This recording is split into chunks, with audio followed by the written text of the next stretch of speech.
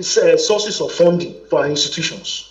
There are equity arrangement financing that can come in. There are people who can come in and all the rest.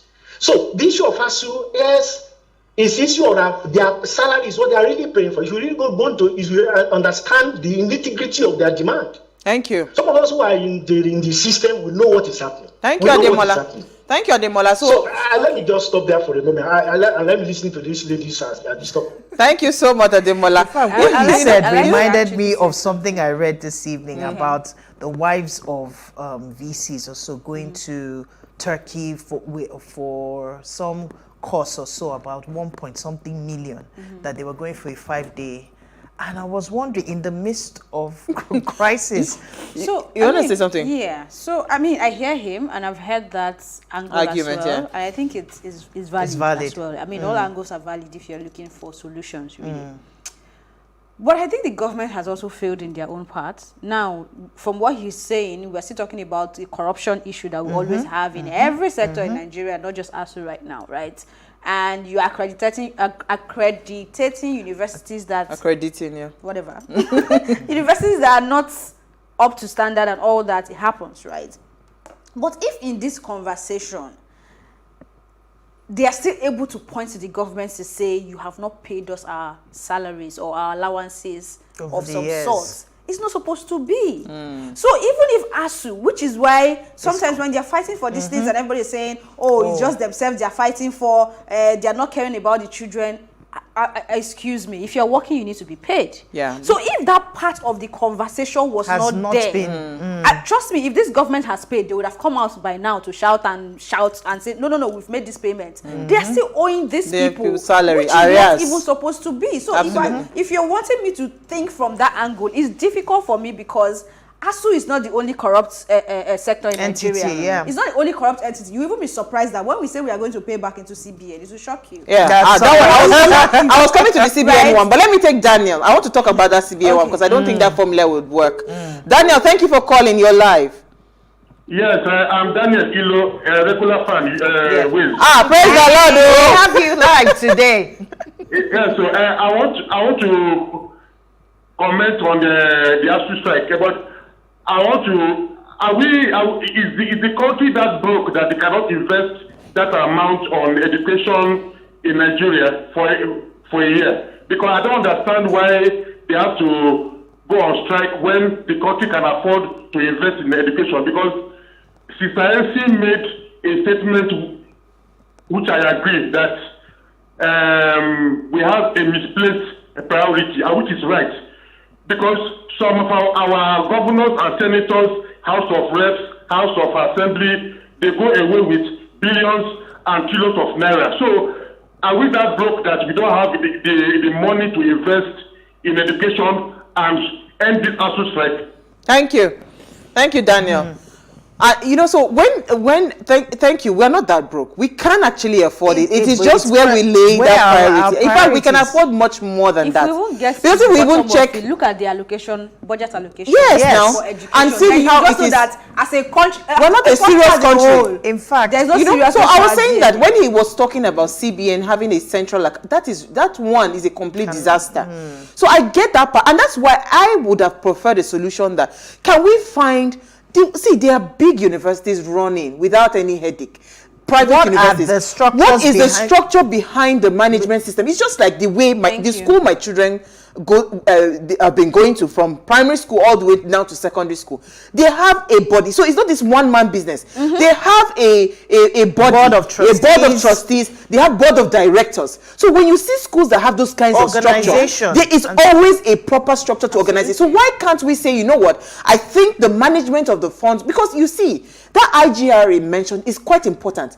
You cannot take away that there is school fees that are being paid, so many things that are being paid. Where is the money? How is it being managed, right? So if we won't say from the eternally generated revenue, funds, how is that managed, right? At least that internal generated funds should be able to take care of salaries, should be able to take care of the maintenance of the school. Do you know how much students pay for student hostels that they don't even end up getting the allocation? You don't want to go there. So there's a lot of money. You don't even want to go there. It's the same how we're asking about this. So how? So what I'm even saying is that can we find a way to create a more corporate body that constitutes the management team of every university, and let us even see how far that will go. Let's get business people. Do you understand? Business it's executives not going to work from a national level. It has to be on a state. No, definitely. By state. Definitely. And, yeah. So you look at what you said regarding is it Delta State now? Yes. And there are other states too that you can mention that they can tell you things are happening. Yeah. Maybe not on this scale you're talking about. And I think people need to really sit down and begin to ask questions, because it is not just about ASUU. And we like this association thing in this country. And it's still so sad that the association we like is not helping the matters, because we just form an association of, in fact, Pepper Sellers has association, and there is nothing about the agenda of what the association is going to do that will benefit even the people in the association. You just see people that want to continue embezzling money. We are the escorts of this association, and I don't know what. And you see that thing, those things. Sorry, Norma, those things. It doesn't breed transparency. So imagine a state where an Ibuku Awoshika is coming from. She would gladly, with honor, sit on the board to say, you know what, let us look at this financial structure of your business. Really a paid No, it will not be. No, there are people who it will not be a paid job, and you'll be shocked at the number of people that would volunteer to say, we know what, we want to make this university profitable. There are so many things that can be done. Well, it still speaks to the level of sincerity of the people involved. Do they really want this structure to be in place? Is a question. There are so many people, when you're talking about all these things, it's not their problem. It's not an issue for it's different when you are directly affected by the issues on ground. But a case where you may not be able to connect with the problems because it's not your problem. If we have more people who can feel the pulse of the people, at the end of the day, this giant war between ASUU and government, who is suffering at the end of the day? Is it not the Nigerian citizens? Is it not the Nigerian students? Some of the videos that we watch, some of them have gone on to different things to go and learn different skills just to continue to help themselves, to beef themselves. So at the end of the day, they are the ones suffering. And until we have genuine people who can volunteer their services or their expertise and create that platform where we can now start seeing what's the word? We can now start seeing transparency. Absolutely. Let me take a caller. I think we have a caller. I'm sorry, I didn't get your name. Joe. Oh, right? Joey from Sokoto. Tall. Salaam alaikum. Yes, good evening. Good evening. Good evening. Okay, let me just correct one or two impressions. The 220 billion is not meant for ASUU. It's meant for the Ministry of Education or any government agency to provide infrastructures in the universities. Okay. Secondly, every penny that comes to the university goes to the TSA account. That is Treasury single account of the government. So there's a way they monitor what comes to the universities through that. So it's already with the CBN or whatever, with the federal government already. And so the school fees paid by students is already subsidized. Another way to solve this problem is to remove subsidy, which ASUU is not supporting. And when I support them, we cannot ask students to be paying 200,000, 500,000 the same way it's being paid in private universities. Because the minimum wage is already 30,000 per month. And you want even ASUU members will not be able to afford 200,000, 500,000 to pay for the awards. So we should be careful about all these arguments.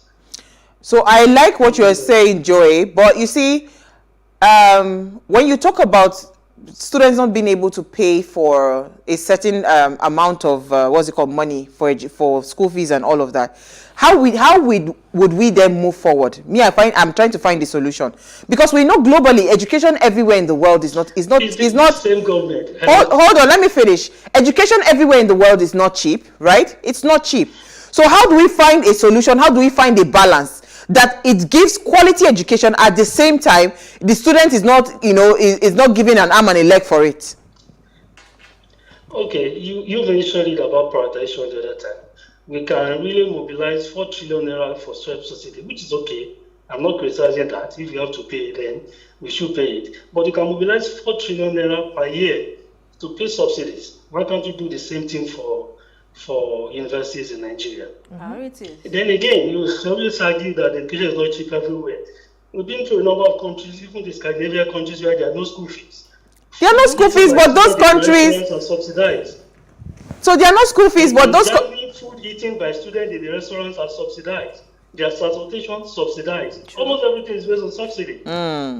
Thank you. These are facts. Absolutely. But we don't know. We always take maybe all the Western countries. You have to go and. No, so I know. Thank you so much, Joel. We have to let you go. But I know that most of the Scandinavian schools are They are free. In fact, there are some schools that from 0 to the whatever level is free education. But you see, in those structures, right, they are heavy on taxations. They are heavy on. There's a way the government is collecting that money, and there's a structure that when you are done with the school, you are able to you will be able to pay back. You understand? You start paying to the post, so that somebody else will be educated because you got educated, right? So it's a systemic problem. And there has to be a structure that works. We can't be having, taxes not being collected properly. The places that we're supposed to be generating revenue are not generating that revenue. Do you get? We can't have that. If we have all those systems put in place, then we can afford to even say every Nigerian will go to school for free from 0 to whatever level you want to go to. So I like your argument. It's good. We hope they are listening. But ladies, I think we ran out of time. Elsie is quiet. We ran out of time. So I'll just say that until we are ready to do things right, we'll still keep going round and round in circles, because you can't do anything right if you're not ready to do it right. So I think that's just where I'll end it, because there's really nothing more to say. When Nigeria is ready, we'll move. We'll know. Yeah. In doing things right, our priorities have to be set right as well. Do we really want education for our Nigerian citizens? Because it's the quality of citizens that we churn out at the end of the day that will either compound or reduce the problems already existing, problems and challenges that we already have in Nigeria. The country.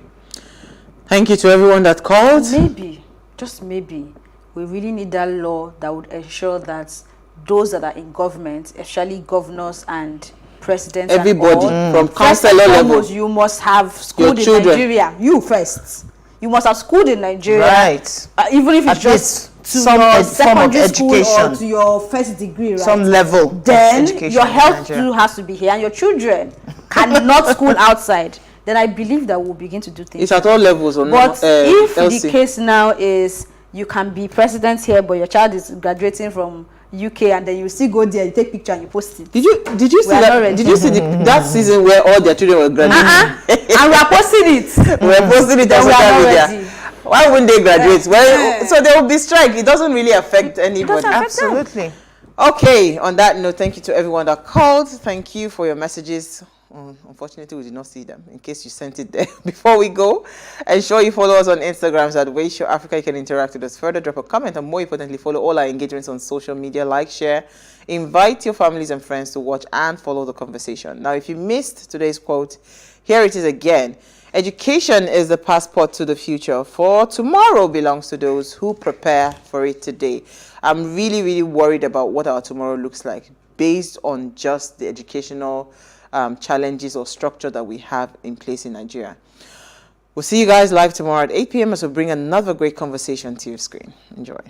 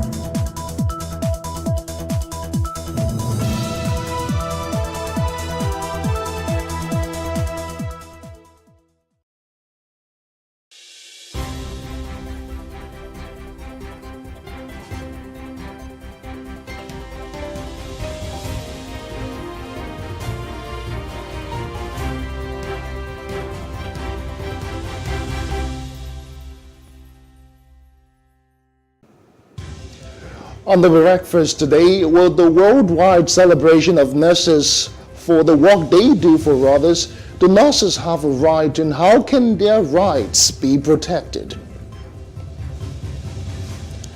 Also on the breakfast, we'll bring you the latest update in the exciting world of sports. And don't forget, we also will be looking through today's newspapers and analyzing the biggest stories of the day.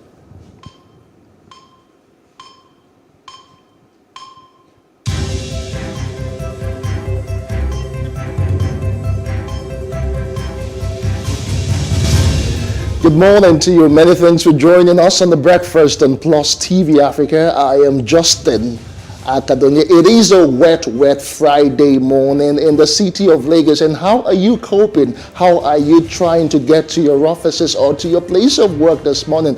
A whole lot of people are going to be a bit stranded. A lot of people might just get to their offices very late. You know how it is when it rains in Lagos. And being a Friday when everyone is trying to be on the road at the same time, when the drainage is not working as they should be, you just find floods and flash floods all over the place. It was a Herculean task trying to get to the office today, but I made it here in one piece. I trust that you would also try and get to your office, even if it's a bit late, and then try and shake off the cold somehow. Maybe get a cup of coffee, cocoa, whatever works for you. I have a cup of tea here, and I'll be doing justice to that over time. All right, let's just slide over to top trending, and we will start with 2023. You know, 2023 is almost here, and a whole lot of people are jostling for the soul of the nation's presidency. A lot of people are making declarations, but this time around, Ohanaeze Ndigbo is in the news. Yes, they are in the news, and they have bad, politicians from the Igbo extraction from accepting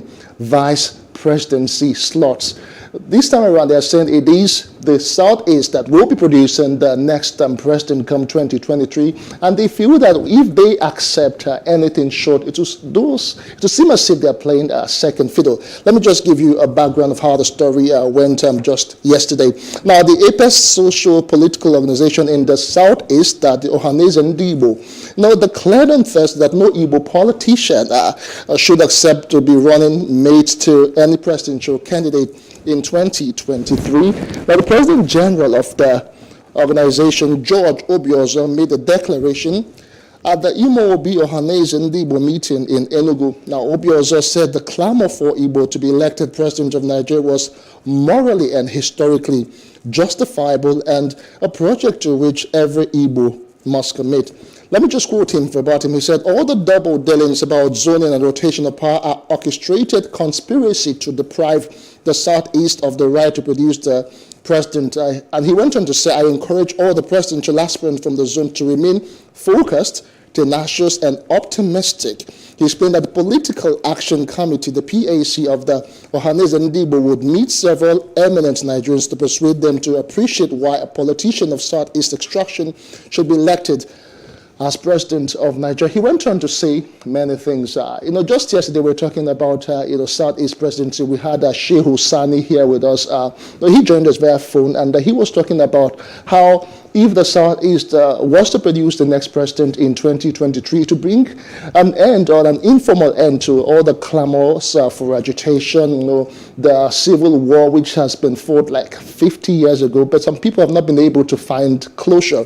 According to him, that would actually bring a bit of peace to the Southeast. So he was saying that both the two leading political parties in Nigeria, that's the APC and the PDP, should actually, swing, their flag bearers to the southeast, although there have been talks about the south taking the helms of affairs come next year. But specifically, he was, advocating that it should be moved, not just to any part of the south, but the southeast. And the southeasterners, they've been feeling shortchanged and marginalized over the years, according to, reports and all that. They have not produced the president in about 22 years. And the highest body of the Igbos are saying that they will not accept anything short of the presidency come next year. We can't take second fiddle. We can't take the VP slot, except we are given the slot of the presidency. So it is actually making the rounds, and Nigerians have been talking and reacting about it on Twitter and across various social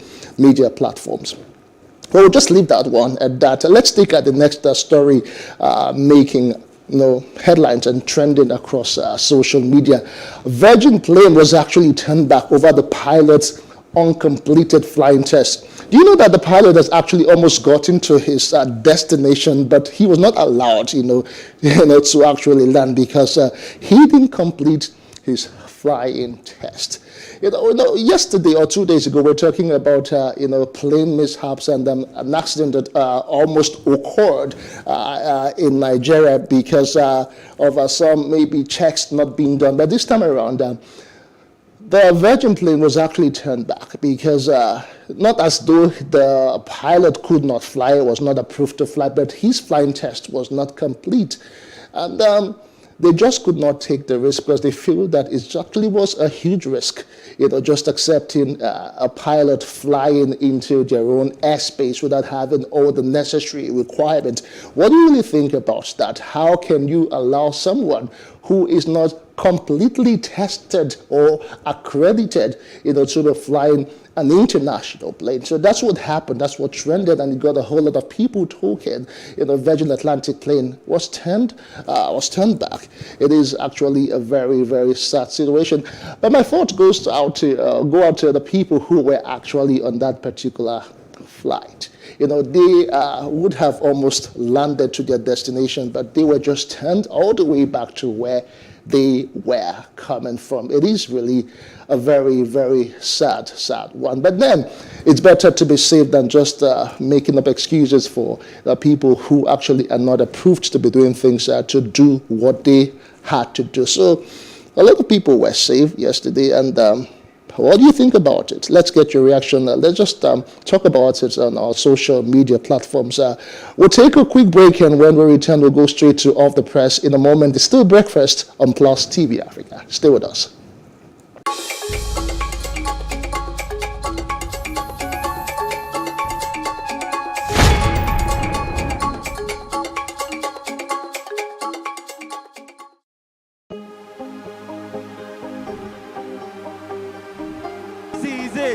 For upcoming artists to blow in Nigeria.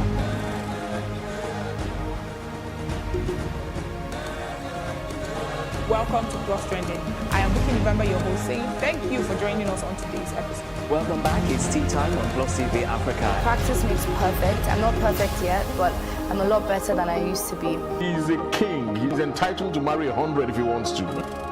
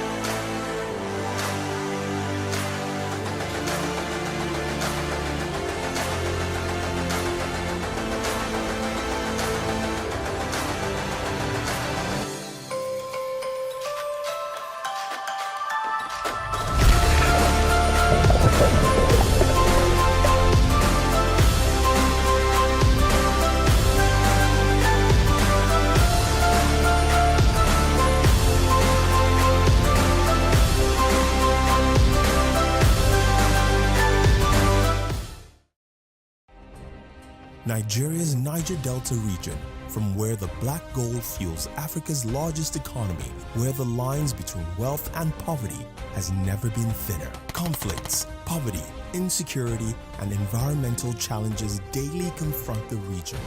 How can the Niger Delta story be changed for the better?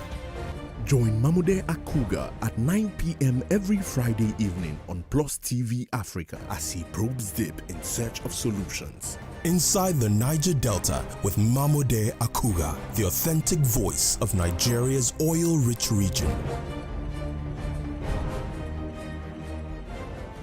How can we have peace without justice? Plus Politics. It's not just another political conversation, it's about keeping you in the know. Relevant interviews, asking the tough questions to those that matter.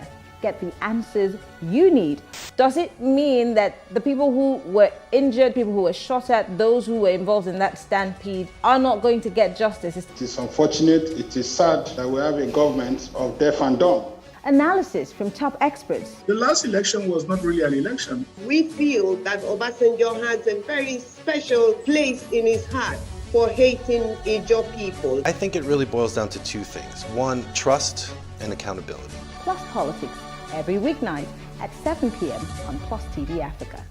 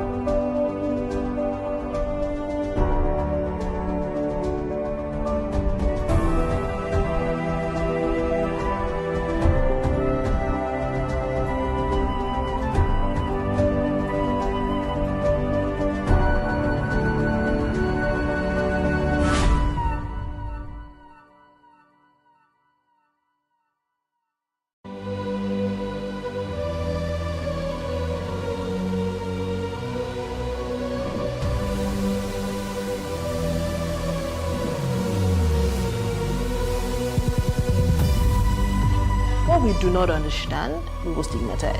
What you can see is the remaining of the tanker that exploded. The suspect equally confessed.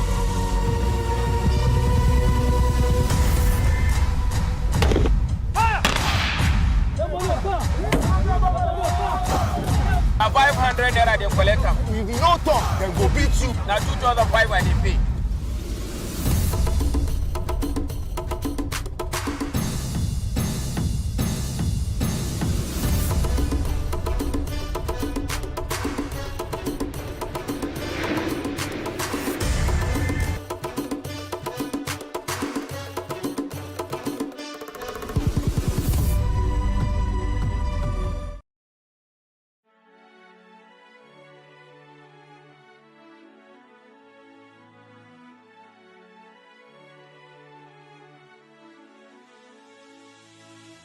It is engagement we need to have. Those who suffer miscarriages are never taken into account. Members of the National Assembly are also influence peddlers. You are sitting on Nigerians' money. From the Babin, I pay my rent. On the Babin, I send my children to school. A consultative engagement. No any tangible notification before they ban us. It's one thing for people to be at your back and the heat of the moment, and another thing for them to still be with you when push comes to shove. I will do everything to take Lagos out of the national grid.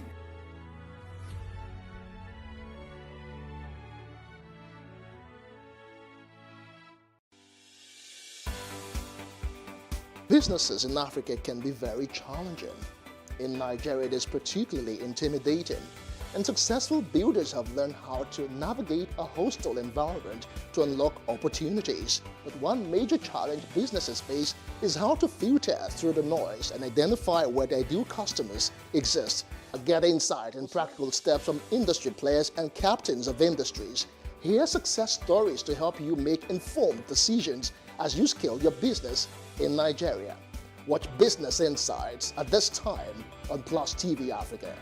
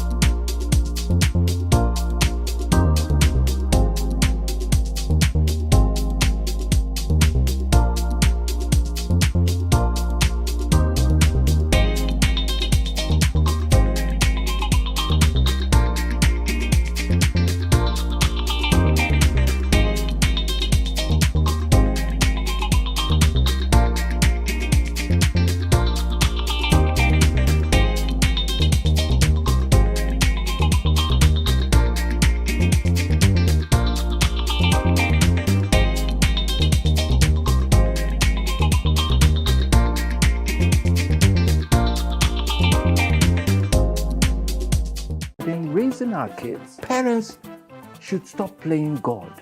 The internet is actually using the people. But when you are looking for money to help other people, then it becomes easy.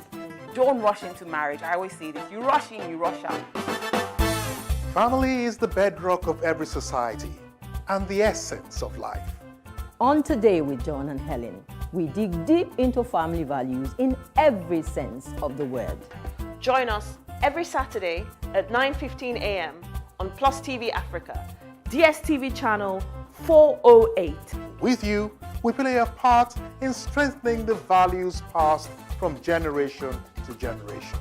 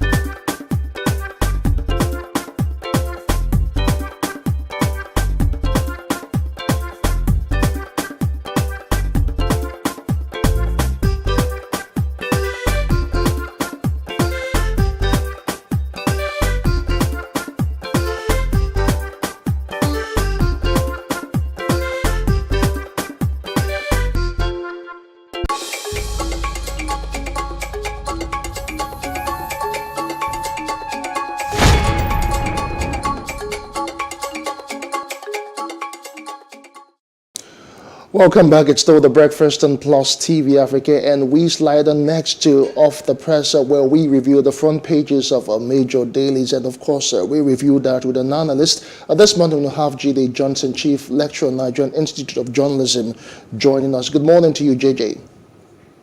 Good morning, Justin, and Paulo. All right, let us just start with The Nation newspaper this morning, and the making front page. ACF leaders, South should stop issuing threats over zoning. That's the lead story on The Nation newspaper, with the writer there. It's president or nothing, says Ohaneze. Gone are the days when Northerners felt blackmailed and intimidated by threats of restructuring, secession, breakup or breakdown of Nigeria. Above the masthead, another story making the rounds on The Nation newspaper. OPEC raises Nigeria's production quota by 19,000 mega PD. Abuja Kaduna train service set to resume. No name, no NIN, no ticket. Payment of helicopter landing fee begins on Monday. Senator Bashiru leads Oyetola's re-election campaign. Other stories on The Nation newspaper this morning. Nigeria, US orders lead in gas flaring, says World Bank report. APC presidential form, 17 aspirants so far, still counting. All right, hearing in consumers' suit against multi-choice suffers setback. Those are all of the stories on The Nation newspaper. Quickly, we'll move on next to The Punch newspaper, making banner headline this morning. 2023 consensus plan unsettles APC. Protesters warn against imposition, with several riders leading that particular story. Aspirant number hits 30, 12 peak forms. Amosu unfolds 6-point agenda.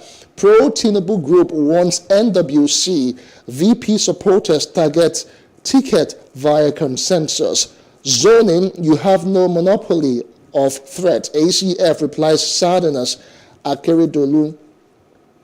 Other stories, federal government to take over Ebonyi Medical Sciences Varsity, says Buhari. Customs intercept 12 trucks of imported poisonous rice. Now, Lebanese detained for crushing Lagos woman. Victim undergoes 7-hour surgery. Rights violators can't get asylum, UK tells IPOB others. Lassa fever kills 140. NCDC alerts health workers.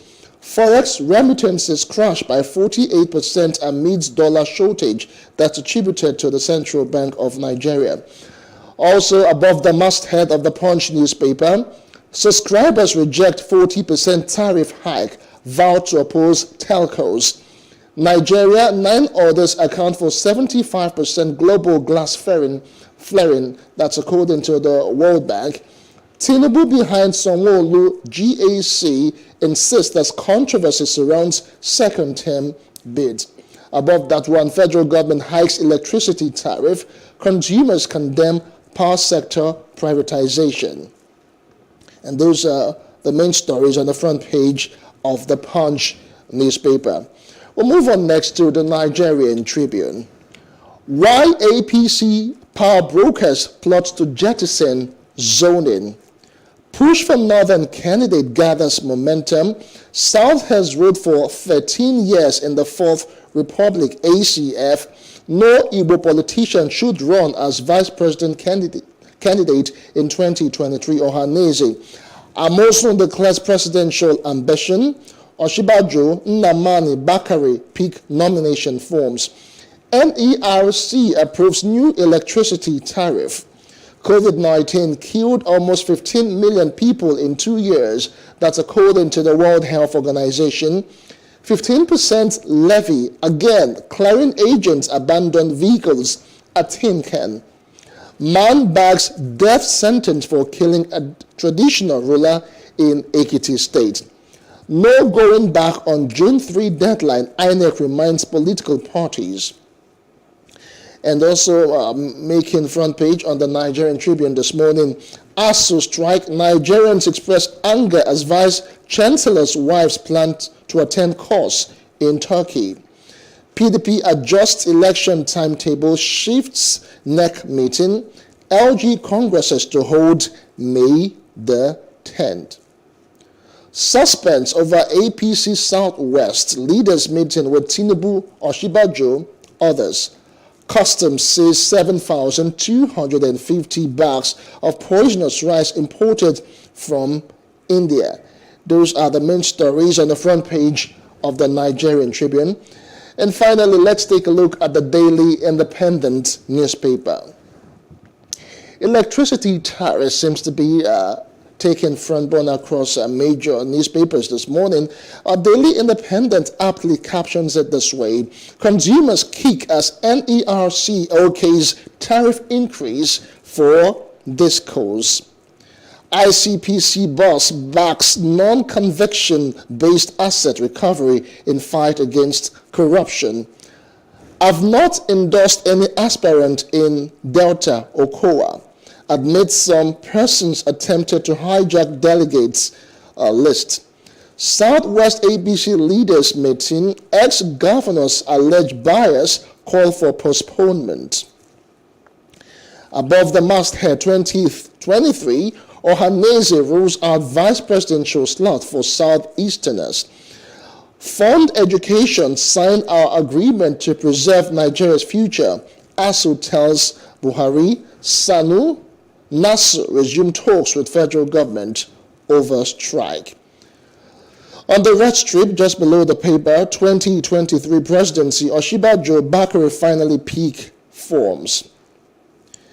And those are the main stories on the Daily Independent. Let's bring on Jide Johnson, Chief Lecturer, Nigeria Institute of Journalism. Thanks for joining us again, JJ. Good morning, and good morning, Justin. I hope you're good. Yes, I'm doing well. Yes, I am. So, JJ, let's just talk. There's several issues to discuss on the front pages of these papers, but let's start with the Daily Independent. And their lead story this morning is consumers kick as NEC OK's tariff increase for discos. What is your reaction to that? Well, it's so sad that within 1 year, or let me say 18 months, they will make an attempt to increase the tariff 3 times. And it's unfortunate that we have a regulatory body that should do the work of regulation, but are not doing the work.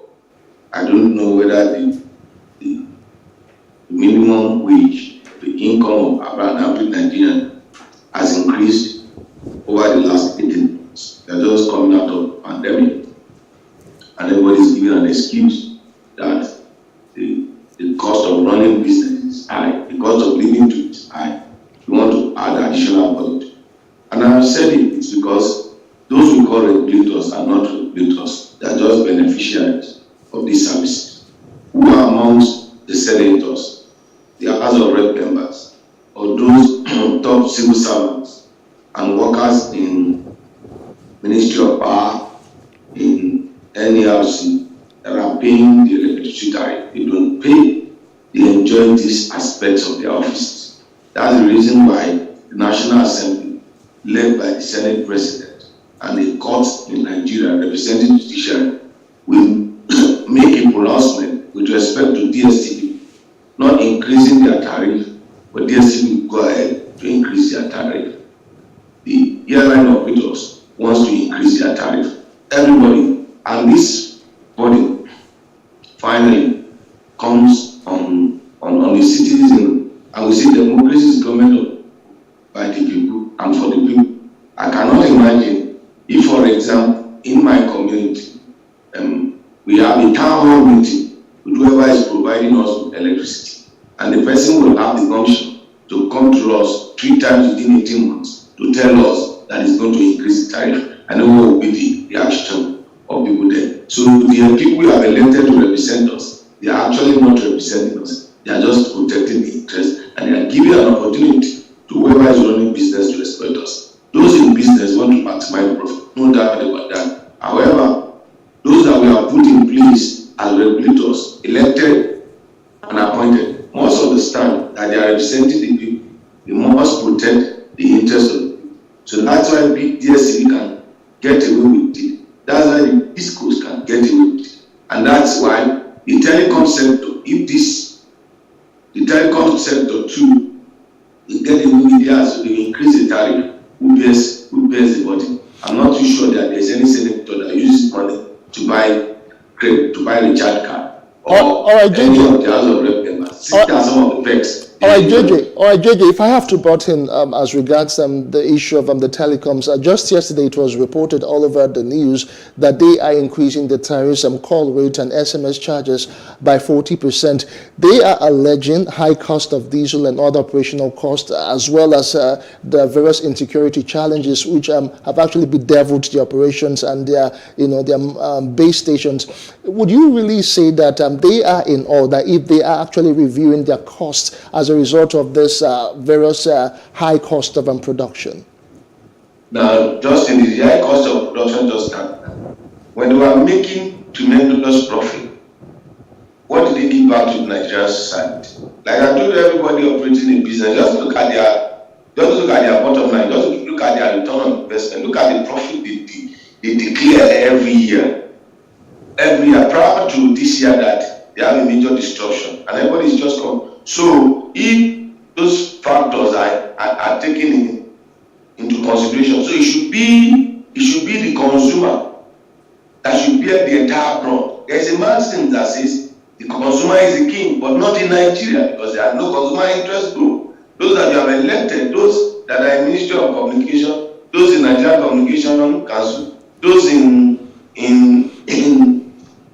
Nigeria Electricity Regulatory Commission. Body, all of them, they are not representing our interest. What type of excuse? Now, if you are operating in the telecom sector, and you know the power sector is a major subsector, that why have they not made investment in the power sector? Why have they not made investment in the oil and gas sector? Why have they not contributed money to federal government to support the security issue in Nigeria? I recall in Lagos State, when armed robbery was a major menace, all the major companies operating in Lagos come up with the Lagos Security Fund. So what have these people done in terms of their social responsibility, in terms of their philanthropic activities, in terms of assisting and helping government to provide leverage for other sectors that are affecting their business? All right. Otherwise, what they want to do is to exploit Nigeria, and it's unfortunate. I've said it with the tariff. If only Nigerians can have a boycott and say that, you know what, we are not going to use the form. We are going to have a boycott for 24 or 72 hours. Then they have a clear understanding of what to do. All right, and thank you, Jide Johnson, for that particular comment. Let's stay with the Daily Independent. There are other stories I would love for us to review before we move on to other papers. Southwest APC leaders meeting. The ex-governors are alleging bias and they are calling for postponement. From what we hear, the Vice President, Professor Yemi Osinbajo, may not be attending. Jide. Well, you are calling the meeting. The meeting is called by Chief Akande and Olusegun Osunbonso. They were calling the meeting and you are putting the meeting in Lagos House. And then you did not call the meeting before people declare their aspiration and before aspirants speak nomination form. You are calling the meeting after a lot of presidential candidates have shown their aspiration and they have also picked the nomination form. And then you do not look for a neutral venue. You are looking for, if you have any meeting in Lagos House, this is talking about pure politics. I'm not a politician. I'm a teacher. Now, you are putting the meeting in Lagos House. And then one of the principal aspirants is the godfather of Lagos State. So who will come to that meeting? If you are playing politics, you know the type of meeting they are calling. Nobody, if I'm a consultant or a member of any of the aspirants team, I'll tell him not to attend. Because it's working to the answer. They will come to that meeting and they will say, okay, we are advised all of you, we have reached an agreement, we have picked this person as our consensus candidate for the Southwest. They are fooling themselves. Sorry. So, Jide, you think the issue is actually that of location, Lagos? The location. You are not being strategic about picking the venue. One, the location. Two, the convenience of the meeting. It's clear. It's evidently clear that Chief Akande and Chief Olusegun Osunbonso obnoxious with Asiwaju Bola Ahmed Tinubu. It's clear. Everybody can see that. You can't call for a meeting where the people that are calling for the meeting have shown some level of bias. What type of meeting are you calling for? There's no way Osinbajo will attend that meeting. You didn't put the meeting in Abuja. You didn't put it in Ekiti State government. You put it in Lagos House. Whereas the governor of Lagos State has openly shown his preference for a presidential aspirant. That's not a meeting. It's a meeting that is called to do what we call you walk, or you know the answer from the beginning of setting the question. So you just go to the answer, which we call ururu. When we used to do mathematics in primary school, we call it ururu to the answer. You want to do the nomination. So that's why they are thinking again. That's why they will not, because the moment you attend such meeting, if you understand, in fact, these people are using politics 101. If you play politics at the grassroots level and they invite you for a meeting, what do you think come out of it? Now, if you recall 2 days ago, in Kaduna State, it was said that it was reported that El-Rufai has picked Senator Ubasani as his successor. And they said at the meeting, after 3 hours extensive deliberation, and there was this thing going all around that it is his chief of staff and former commissioner for 2 terms that they wanted to use before. That they replied, and then they had this meeting, and then at that meeting it was a 3-hour meeting, and the president, the governor Nasir Rufai allegedly asked Senator Ubasani to pick the nomination form for the governor, and then the quote unquote previously anointed candidate was asked to pick the nomination form for the senatorial seat. So it was allocated. They allocated the position at that 3-hour investment. So everyone that has the aspiration had to bury his aspiration. And in one of the reports, someone said we have to follow the will of the Malam, because the Malam is the leader, and the will of the leader is the will of Allah. So this one they are calling. They want to ask everybody to come and step down. Step down for so why would the vice president? Why can't they go? Just imagine if they are taking the meeting to Aso Rock and look for one of the meeting rooms in Aso Rock. And the vice president will use his own office too. So, okay, don't worry, I'll provide you where we have this discussion, and then we'll go and have this meeting. All right, Jide Johnson. Let's also move on. Let's leave the APC Southwestern meeting for one moment. The APC is still in the news on the Nigerian Tribune this morning. Why APC power brokers plot to jettison zoning? It's as though we've not heard the last of this issue of zoning. There's some riders there which are very interesting. Push for Northern candidate gathers momentum. South has ruled for 13 years in the Fourth Republic. That's according to the Ira Consultative Forum. Let's get your reaction. This issue of zone and jettison it, the push for Southeast and South-South presidency. What are your thoughts really on this particular issue? Well, it's this will make the clamor and the call for restructuring to be stronger. Whatever the outcome of 2020 elections, Nigeria will not be the same again. Whatever the outcome of 2020 election, because it's evidently clear. And I wish Joe Kukwe can join me in this conversation, because I recall I appeared on the sister station program with Joe in the move towards 2019 election, and his argument was that they should allow Buhari to continue. They should do this, because the power will come to the south. I asked him this question, which I'm saying now. I don't know whether, well, I've said it, politicians don't see. They are blinded by their solution. And I told him that. I said, who said power is coming to the south? That is not written in 1999 Constitution. By what I've seen of the political landscape, that the northern political elite will not want power to come to the south. That is, I can put my money on it, that PDP will present a presidential candidate in 2023. That's towards 2019 election. And they will present it. And then you will see a movement from APC to PDP. So from the north supporting the PDP president. They are saying just like you had the movement in 2015, in 2014, when you have movement from the north from PDP to APC, so that APC will retain the power in the north. So it is very clear, and it is very, and I love this game.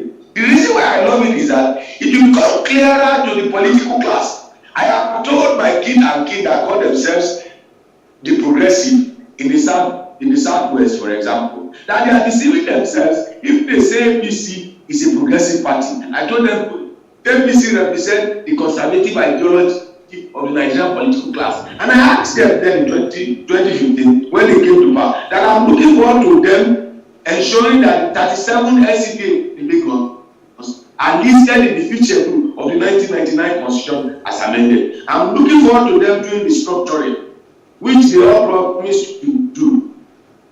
They all have their tail in between their legs. Even their leader does not even have a say within the party that they joined the help to create. We are seeing the emergence of a behemoth poster, whether in PDP or in APC, whereby people for selfish interest wants to retain power within the section of this country. And I'm saying the figures are there. The figures are there. The South and the North Central can decide to go alone and leave the Northeast and Northwest, and they retain the presidency. All right, Jide Johnson.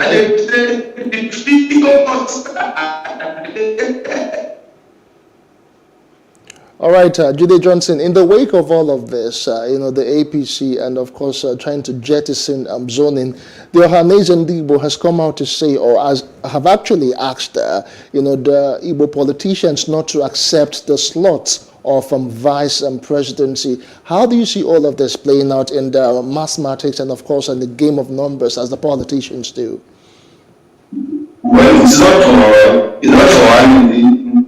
for one reason to say nobody should accept, but it's for them to come up with a collective strategy. What's stopping all the southern? For example, I've said it that we have been unfair for not allowing the Southeast to have a shot on the presidency. I've said it. If we use this turn by turn principle and the principle of rotational presidency between the North and the South, and then if the Southwest had a shot of 8 years, it's unfair. It's injustice in actual sense for anybody to aspire to become a president in APC. That's the truth for the Southwest. That's nothing but the truth.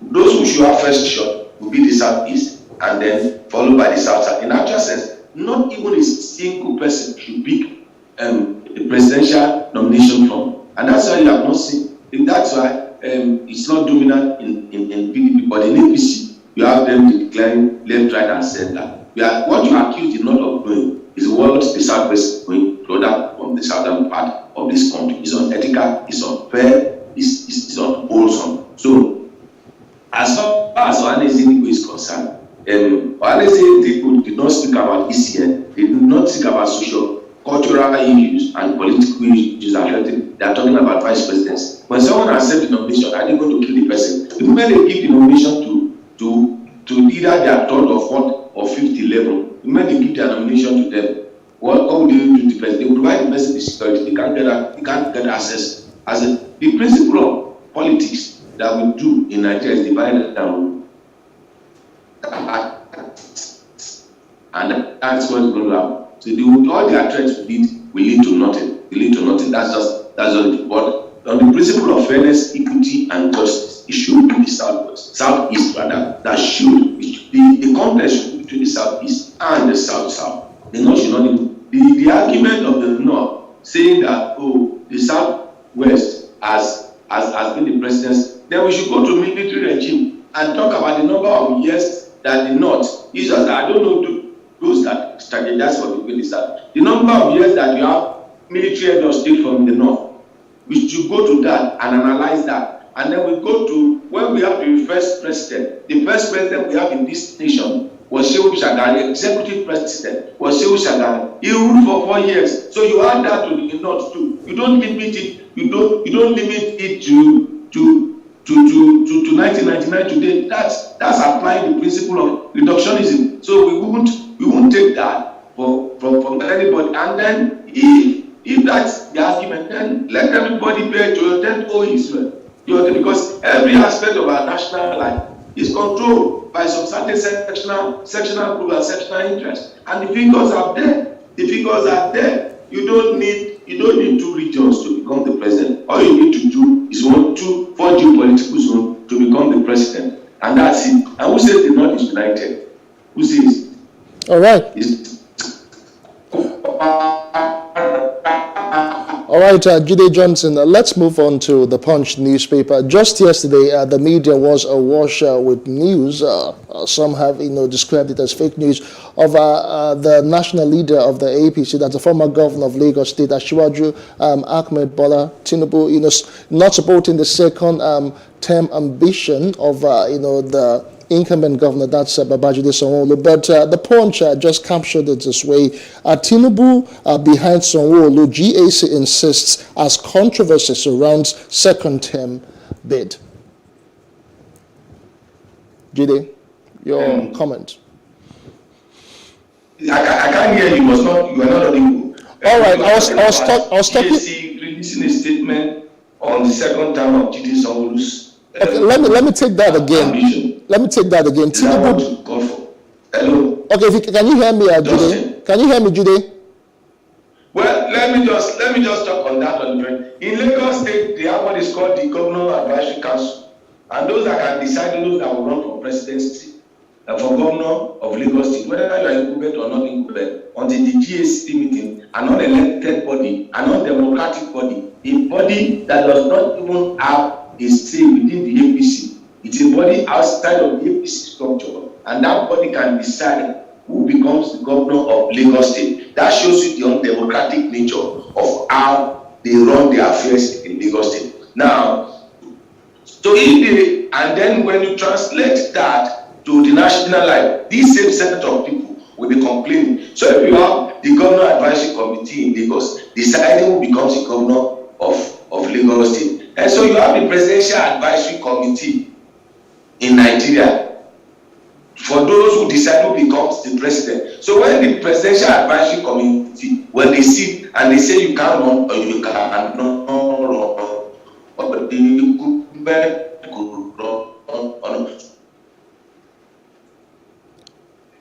All right, I will try and reconnect with Jide Johnson, who seems to be having an audio issue with connecting with him. There are other stories that we'll need to talk about. For instance, the issue of poisonous rice being imported to the country from India. All of that are actually also making headlines across various newspapers this morning. There are other interesting stories on the Punch newspaper. For instance, Nigeria and 9 others account for 75% global gas flaring. All right, Jide, do we have you back? Yeah, can you hear me, Justin? Yeah, we can hear you. Go ahead, please. Okay, so like I said, if there is GST in Lagos State, there is PAC in Abuja too. The Presidential Advisory Committee that decided when it comes, and I can tell you the members of the Presidential Advisory Committee. Two are in Minna, one is in Abeokuta, one is from Taraba, and then the principal one, as of now, is sitting in Asuro. So if you have the GSC in Lagos, you have the PAC in Abuja too as well. So the people in Lagos should stop complaining, and their aides should stop complaining when they want to do consensus arrangement in Abuja, because in Lagos State they have always done consensus arrangement from GSC, an unelected, undemocratic body that was instituted that has no constitutional bearing, either from the APC power structure, constitution, or from governance structure in Lagos State, but the body that was instituted to truncate the ambitions of people that have aspirations to become governors in Lagos and to go through the directives of the godfather of Lagos State politics. So, but our Lagosians are just supposed to just fold their arms akimbo and just watch things. It's good. It's whatever sing the story because the original. Thank you. All right. So, but then, what should the electorate be doing? Since you have rightly and aptly said that that particular process is undemocratic, should they just sit and watch akimbo as things are just decided for them? Well, you see, what we have witnessed, I've said it over time, Justin, in this Fourth Republic, power does not belong to the people. Because the structure of the party system are controlled by the money bags. And the money bags dictate what happens at the party. Now, there is no truly internal democracy within the parties. They just write the names of the exco. You see the way they go about picking the excos of the various political parties, how they do their internal conventions. You will see that there is no democracy in it. So they dictate the truth. That's why in Kaduna State, El-Rufai will determine who becomes the successor. That's why in Lagos State, some people will sit down and call themselves GC. I will tell people that can aspire and people that cannot aspire. I've had friends, I've had people that have won primaries and that their name have been substituted from the primaries which they won. The records are there. It's just that we have some measure of docility when it comes to investigative journalism, when it comes to the political landscape. In Nigeria, the stories are there. They are commonplace stories on the street, on how the parties are run, on how the parties are structured with respect to internal democracy within the party. So if you control the delegates, if you control the ESCO, you write fictitious things on the ESCO. On the day of the election, you just put the names of your cronies and you tell your cronies what they need to go and do. In the past, power belongs to the grassroots. They say politics is local. Politics is not local again. Politics is either in Bodilon or is either in Asuro or in all the state government houses. In the past, it used to be the people that have control over the affairs of the party.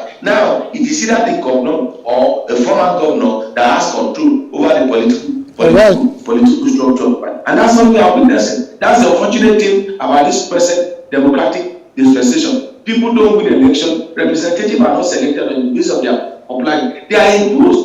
They are imposed on people. Okay. They are imposed. You could see that somebody could do 20 years political career in Lagos. I'm talking about the senator that represented Lagos West Senatorial District for 8 years. He was House of Assembly members for 8 years. And then he was House of Rep member for 8 years. And the person who will win and will move from Lagos West to Ogun West to represent Ogun West as a senator-elect, to represent Ogun as a senator after doing 20 years of political career in Lagos. Now it's now shifting place, except the people in that place. They don't have, if truly you have a democratic structure that is not based on imposition, that the people in that community, I can't imagine 10 or 20 people of my nature in that community, and then you have that person coming and power belongs to them. They will ask such nonsense. All right, Jide Johnson, let's take one more story from the Punch and see if we can also touch on the nation. There's this disturbing story. I don't know where we are headed. Customs intercept 12 trucks of imported poisonous rice. You will see just nothing will happen to it. Nowhere to roll. The poisonous rice, they will seize it and nothing will come. Just poisonous. The thing you need to ask is, just like you have problem with the disco, those regulating the disco, those regulating the telcos, those regulating DSTV and the rest of them. Just like we have problem with this, also we have problems with those that are those that are in charge of allowing goods and services to come into Nigeria. The custom, and there's this department in Ministry of Agric that used to work with customs with respect to food. So we just hear the story like this, and then we hear the story. Not a single staff of the regulatory body, or not a single staff, or not a single person that is responsible for this will either be arrested or prosecuted or dismissed or disciplined. And I'm giving you different types of measures you could use to deal with the issue. Then we gloss over that issue, and then we continue as business as usual. So in Nigeria, there are no consequences for your action. You can get away with it, and that's why the governor will drive against the traffic. That's why the police that are meant to maintain law and order will be driving one way with their vehicle because they are. So it's a lawless society where there is no respect for decency, there is no respect for rule of law, and people don't face consequences for their action. And that's why we have found ourselves where we have found ourselves. We are no respecter of principles, and if we don't respect principles, there can never be any meaningful growth. Let us just change the personnel of governance. We've been changing the personnel of governance. What has been our experience? Rather than for our experience to improve, our experience gets worse and worse by the day. Why? Because we don't respect principles. We always believe that personalities will solve our problems, and then we don't even vote for the right candidate because the process has been compromised and has been hijacked by the money bags who dictates what happens within their political party. You saw what happened with the youth leader that was on to Lagos State, where one of the aspirants was crying on at international stage because that's the approach the political class. That's what they do in the secret. You know, they force every one of them to step down willingly. People are coming. What we have is autocracy and not democracy. They were coming and holding microphone. I have stepped down. Some of them shed tears, and those that were bold enough, like that lady from Cross River State, that said, you know what, I'm not stepping down, I'm not stepping down for anybody. You are told to toe the line of the leaders. So that's just what we are. Where we roll. Do you know how many of those rice that are in the market already that Nigerians are eating? All right. It is a sad situation. In this for Nigeria, not India at all. You know, when they brought that thing to Boko in Benin in the 90s, that toxic. What are those? Okay, like in recent times, even this year, what has happened to those that imported toxic fuel into Nigeria? The toxic fuel. That is still questionable, because nothing has been done after all. Okay, let's go to the Nation and newspaper, Jide, as we begin to round off on this particular discourse. Let's talk about the Abuja-Kaduna train service. From what we hear, it is set to resume, and no NIN, no tickets. That's the recent development. You said what? I can't hear you. Abuja-Kaduna train service. Abuja-Kaduna train service set to resume. No NIN. That's another issue. Abuja-Kaduna train. Yeah. That's another issue. Right now, they're saying that they are set to resume. People that were kidnapped. We gloss over people that were injured. We gloss over people that lost their life. Their business will resume as usual. What's the value of an average Nigerian life? What measures has government? Government has not given us a comprehensive explanation with respect to measures that they are provided to protect the lives and properties of the Nigerian citizenry. And I've said it.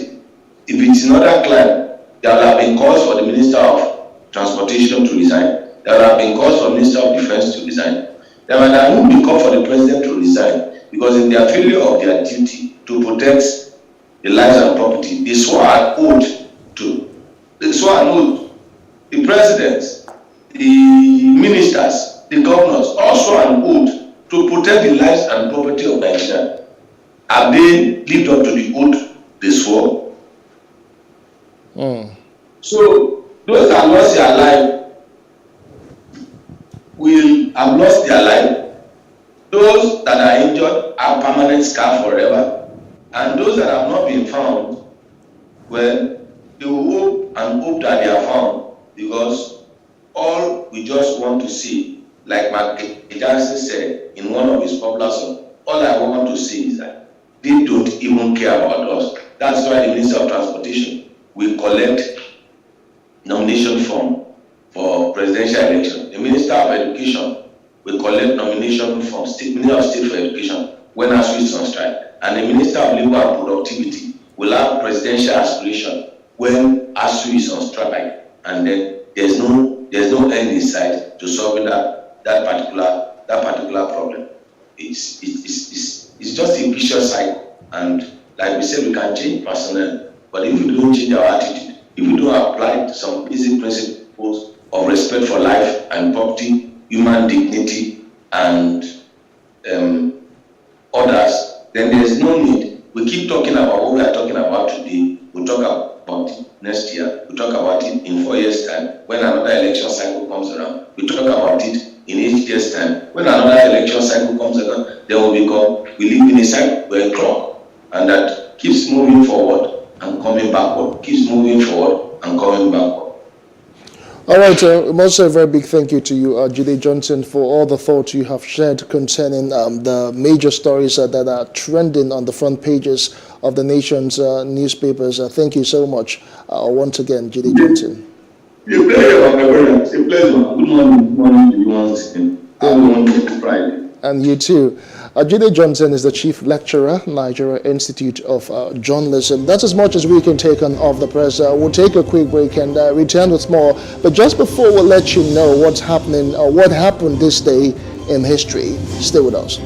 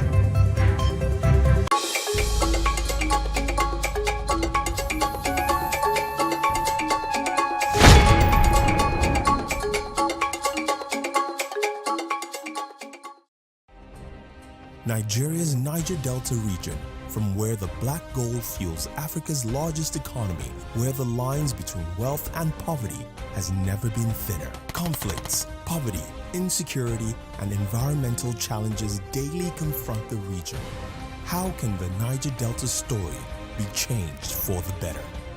Join Mamude Akuga at 9 p.m. every Friday evening on Plus TV Africa as he probes deep in search of solutions. Inside the Niger Delta with Mamude Akuga, the authentic voice of Nigeria's oil-rich region.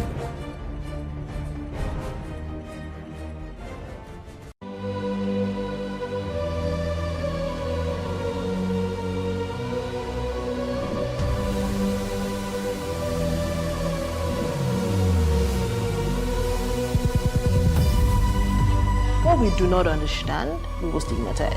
What you can see is the remaining of the tanker that exploded. The suspect equally confessed.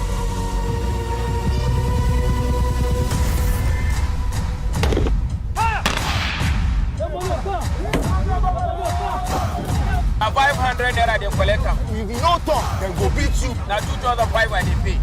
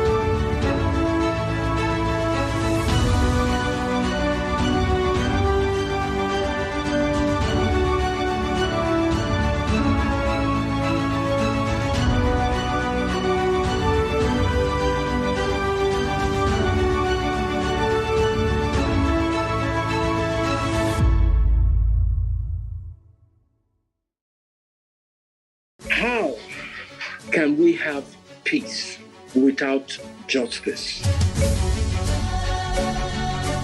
Plus Politics. It's not just another political conversation, it's about keeping you in the know. The relevant interviews, asking the tough questions to those that matter. Get the answers you need. Does it mean that the people who were injured, people who were shot at, those who were involved in that stampede are not going to get justice? It is unfortunate, it is sad that we have a government of deaf and dumb. Analysis from top experts. The last election was not really an election. We feel that Obasanjo has a very special place in his heart for hating Ijaw people. I think it really boils down to two things. One, trust and accountability. Plus Politics, every weeknight at 7 p.m. on Plus TV Africa.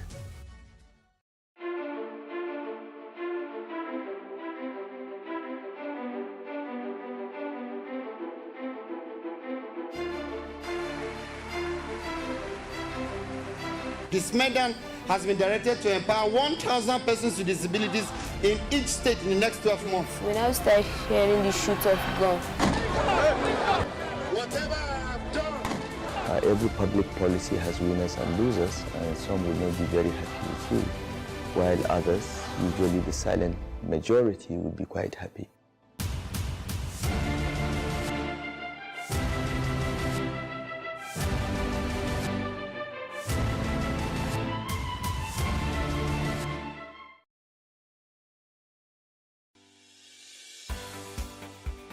Businesses in Africa can be very challenging.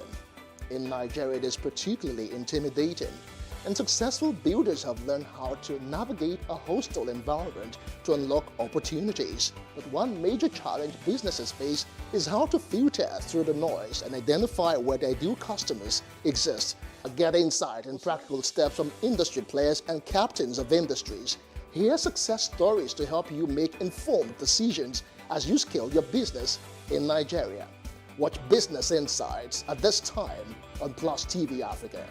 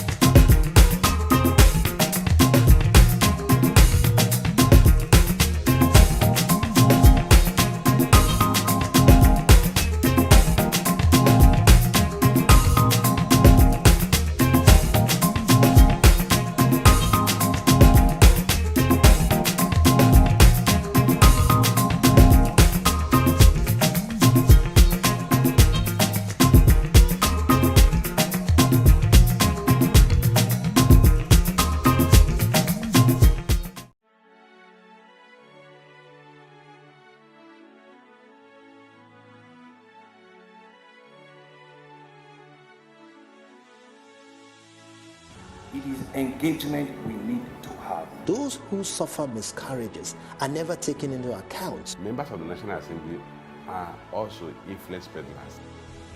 You are sitting on Nigerians' money. From the Babin, I pay my rent. From the Babin, I send my children to school. A consultative engagement. No any tangible notification before they ban us. It's one thing for people to be at your back and the heat of the moment, and another thing for them to still be with you when push comes to shove. I will do everything to take Lagos out of the national grid.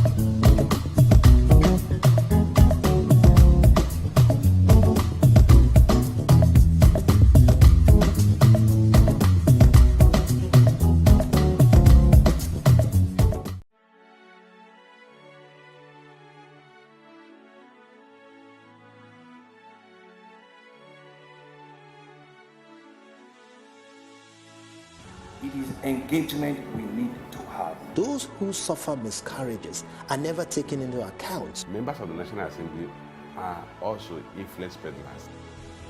You are sitting on Nigerians' money. From the barbing, I pay my rent.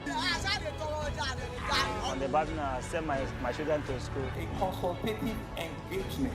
No any tangible notification before they ban us. It's one thing for people to be at your back and the heat of the moment, and another thing for them to still be with you when push comes to shove.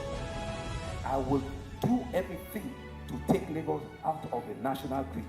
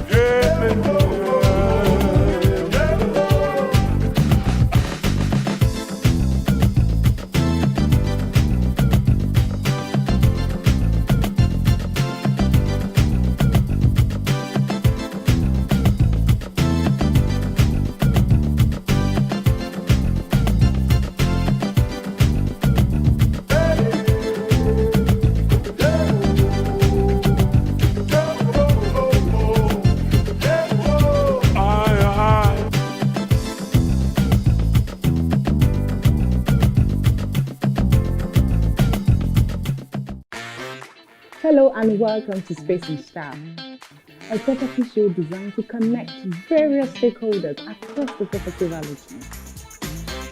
We can also provide realistic solutions and deepen your knowledge about the interesting world of real estate. We shall showcase architectural design, interior design trends, lifestyle and real-time property news updates, and the right way to navigate through property development and investment.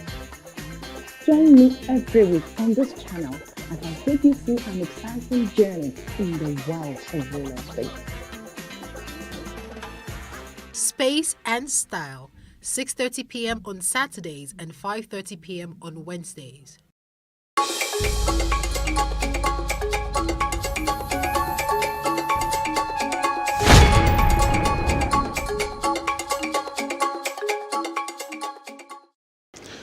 All right, welcome back. It's still the Breakfast on Plus TV Africa. We apologize for that break that we had, but we have Mercy joining us right now. And Mercy, good morning to you. Good morning, Justin. How you doing today? Well, I'm here now. You've seen better days, right? It's a lot. I mean, some of it we cannot even talk about, but local parents to say, don't talk about it. I don't know. All right, we are going to be talking sports this time around. Mercy. Of course, we have Monday Thomas who joins the conversation this morning. I mean, Monday on a Friday. Beautiful one. Monday, it's good to have you join us. Good morning once again. How are you doing? Very well. So let's start off with the Champions League. You remember last week when we had the conversation, Unai Emery had actually stated that Liverpool was going to suffer, and it felt like Liverpool was going to suffer at the time. But what do you make of that game at the end of the day? Yes, Unai Emery already told you that he's a man of few words, and if he says something, that is certainly going to happen. No one should underrate whatever he says. And he said that Liverpool were going to suffer. He said the second leg was going to be a very different game. And oh my word, we saw a different game in the first 45 minutes. But you know, Liverpool will always be Liverpool. They will always be formidable. I mean, one thing about a champion is about being knocked down and getting up and to fight back. And Liverpool showed that in the second 45 minutes. But one thing a lot of people should know, that Unai Emery's prophecy came to pass. And Liverpool suffered at least for 45 minutes. But you know, Jurgen Klopp, the masterclass in the second half, he changed everything and of course turned Liverpool to a scoring team as they are, and they scored 3 goals in 45 minutes to progress to the finals 5-2 on aggregates. So looking at... One day later, on Wednesday at the Santiago Bernabeu Stadium, I can remember when I also said that Manchester City were going to make it through. Football is a game of miracle, and as far as the European Champions League is concerned, the Santiago Bernabeu is a theater for miracles. It's a theater for miracles. And we've seen it happen before. Real Madrid, they know how to produce magical moments. I can remember in 2014 where Atletico Madrid thought they had won the European Champions League. But what happened was just 50 seconds left to be played. Sergio Ramos equalized and they get head to extra time. And Real Madrid were the 10 times European Champions League winner in 2014. They call that the La Decima. And now, it's in the final, where it's going to be played in Paris, 28th of May. We should expect a cracker. Fire will need space to burn on that night. And you know it's all about retribution. It's all about revenge of the 2018 final. It's a rerun of that 2018 final, and most are actually wearing Real Madrid. But one thing is wanting to revenge, and another thing is knowing how to revenge. So Liverpool all want to revenge Real Madrid. But in this case, you see Real Madrid as the lucky team. A team where everything is working for them. A team that can turn the game around in the space of 2 minutes. So they should be careful. Liverpool is a side already tipped to win this particular trophy, but that was if they were going to take on Manchester City in the final. But now you're taking on perennial winners of the European Champions League. And I think Real Madrid will just edge Liverpool to win it. Liverpool for me are the best team in the world right now. But when it comes to the European Champions League, Real Madrid have it in their DNA. They're going to win it by 14 times. So looking at the fact that, Real Madrid is not just a, club that you just walk past. And of course, we already know that Liverpool has it. With Mo Salah being very bullish about the revenge, do you think that Liverpool stands a chance against Real Madrid? Yes, they certainly do. It's going to be a great match. I mean, a match for everything. Toe-to-toe, passing for passing, skill for skill, brilliance for brilliance. Carlo Ancelotti, the Jurgen Klopp, just great masterminds as far as the European Champions League is concerned. So it's going to be a great game. It's on level terms. But when you see how Real Madrid seems to be winning the European Champions League so easily, how things get to fall in places for them, although they turned them lucky, But see the road to the finals. They beat Chelsea, they beat Paris Saint-Germain, and they beat Manchester City to the final. Liverpool, you might say that they play relatively low teams or lower teams. They also have a chance. But because of how Real Madrid know how to play the Europa Champions League, it's becoming their birthright. And once again, they will claim it. No, but let's also quickly look at this. The fact that Chelsea is actually anticipating for the cash windfall if Real Madrid wins the Champions League against, Liverpool. And also looking at the clause in Hazard's transfer. Well, what do you really make of this scenario? Do you also see this as a prospect? All right, can you go again with that question? I didn't get it clearly. So now there's a tendency that, Chelsea is waiting for that cash windfall. You already understand the dynamics that's going on with Chelsea as a club because of the Ukraine invasion of, Russia invasion of Ukraine and all that's going on.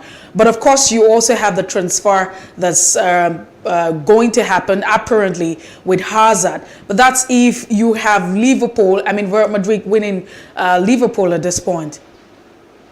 Okay, talking about Eden Hazard, he is still one of the finest players I've ever seen in world football. Although in recent times, we know that one thing just impeding Hazard is just the injury.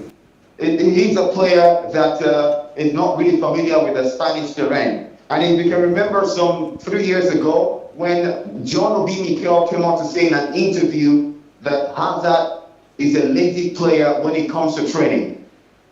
But doesn't mean he's a lazy player on the pitch, because Hazard every time for Chelsea, he always delivered. But when it comes to training, he didn't used to train more, and that is actually having an effect on him now. Because the more you train, the more you can avoid injury. And Hazard, in the transfer news and in the transfer prospect for Chelsea, I don't see that happening. I don't see Hazard returning to Chelsea. I see him coming back to England, but not for Chelsea. All right, thank you, Thomas, for those updates that you have given us on the Champions League. Can you tell us more? What's the latest with the NBA playoffs? Okay, I didn't get that. What's the latest with the NBA playoffs? Oh, NBA playoffs, my word. Actually, the NBA is my forte, and every time I'm called upon to do this, I'm always very excited. Well, the NBA is a cracking event. I think it's bigger than the Europa Champions League. A lot of people will come for me. Arguably. All right, that's arguable. Anyway. The biggest highlights right now in the NBA as a Nigerian is getting to see someone from Aquadom, Ime Udoka, leading the Boston Celtics to something that will be a history-making season for the Boston Celtics. As it stands right now, no team in the history of the NBA have won more championships than the Boston Celtics. If you go back in time, they dominated the 60s. But a lot of people will say they are the team of the past. And it's great to see that the Boston Celtics are becoming that team that they were some 50, 60 years ago. And it's with Ime Udoka. I remember when he started the season, not in the very base of fashion, but Boston Celtics have been able to do greatly, and now they are in the semifinals of the playoffs. As it stands, we know the NBA is a game of 7 series, especially in the playoffs, and it's a 1-1 right now with the reigning champions, the Bucks. I want to completely give credit to Ime Udoka, but I'm going to give credit to the players of the Boston Celtics. Shout out to Marcus Smart, the Defensive Player of the Year, and also shout out to Jason Tatum. So with the leadership of Ime Udoka, we have been able to improve these players to become championship contending players.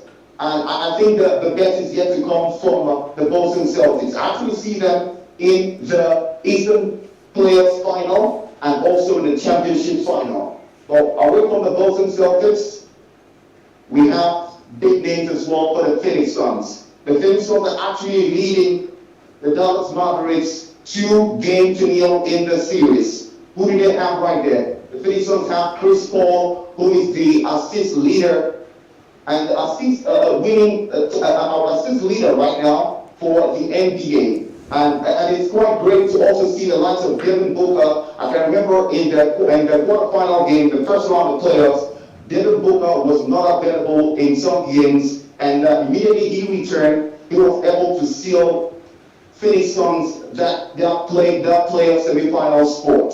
And right now, they're on the verge of making it to the finals as they are leading the Dallas Mavericks right now by 2-0. We return to the East, where we see Miami Heat taking on Philadelphia Sixers.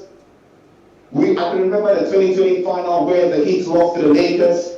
It was a season where the Heat were supposed to win the championship. But we know the Lakers at that time, they had the likes of Caruso, they had the likes of Dwight Howard, and of course LeBron James. That's how they were able to have a better team than the Heat. But this season, we've seen the Heat already, players really getting in on the awards of the NBA this season. For example, his name is Tyler Hero. He's the 6th man of the year in the NBA this season. They also have a Nigerian player right there, or 2 Nigerian decent. They don't play for the D Tigers, obviously. I'm talking about Victor Oladipo and Bama Debayo. They are a complete team. With another man who is nominated for the coach of the season, Eric Spoelstra, also the coach of the Miami Heat. So I'm seeing the Heat in the final of the Eastern playoffs against the Boston Celtics.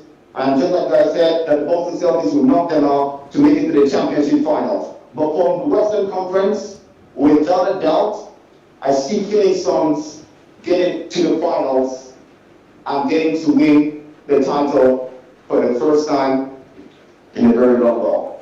Well, that's the much we can take this morning on Sports Update. Thank you so much, Monday Thomas, for being part of the show. We appreciate your time always. Appreciate you as well. To have a fantastic weekend. You too. All right, it's still the breakfast on Plus TV Africa. Away from sport, we'll be talking the profession of nursing, and it is indeed the nursing week. Let's see what they are about during this period in a moment when we return.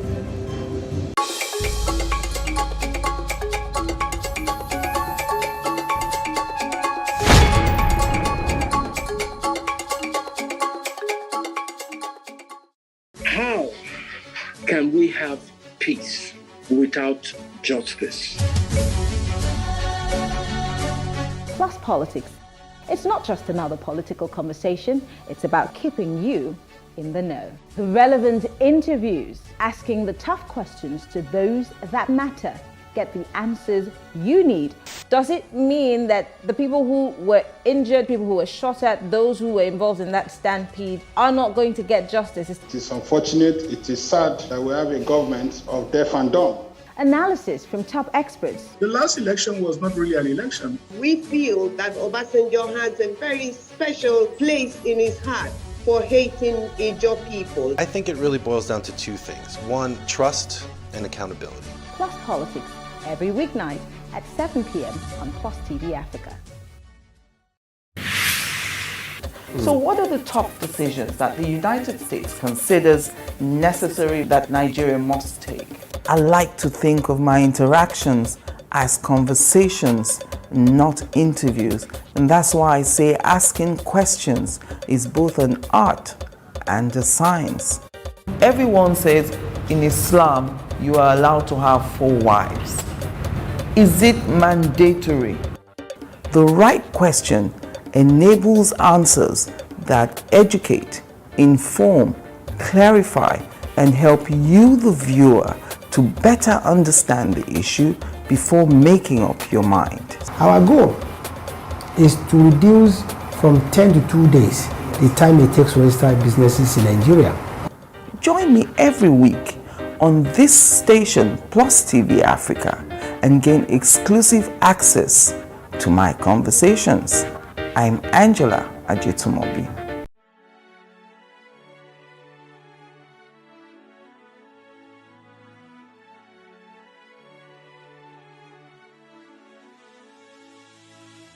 It is engagement we need to have. Those who suffer miscarriages are never taken into account. Members of the National Assembly are also influence peddlers. You are sitting on Nigerians' money. From the barbing, I pay my rent.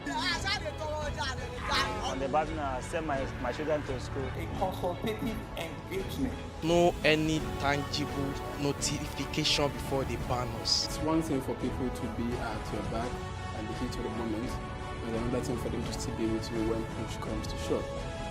I will do everything to take Lagos out of the national grid.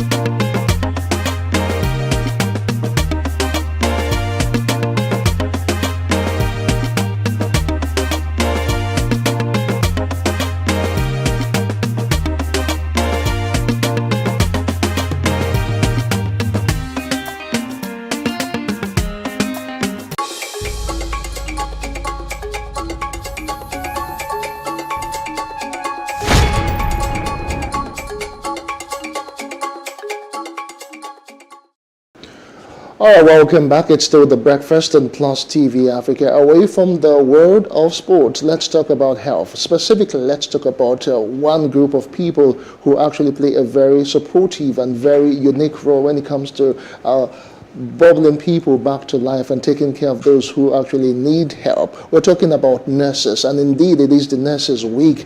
It will culminate on the 12th of May, which is the International Nursing Day.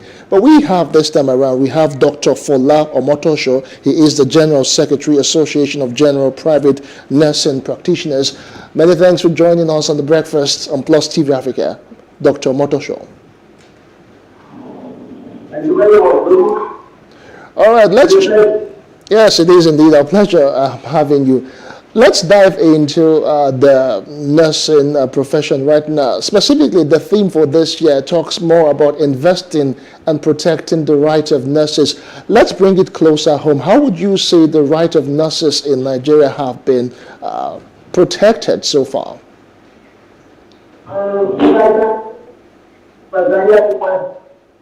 We are asking for the United States in Nigeria instituted so far. Right. Okay. Now, talking about the rights of nurses, it's been bastardized. The right of nurses have been encouraged. Nurses have been embarrassed. Nurses have been installed. Even while down, nurses have been cut. Nurses, professionals taken away from it. By and large, the rights of nurses have not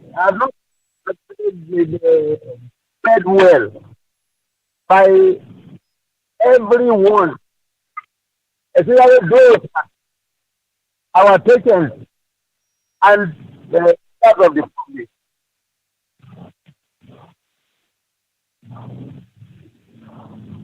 Take a quick break. It's still the Breakfast on Plus TV Africa. We'll try and reconnect with Dr. Omotosho in a moment to join us again.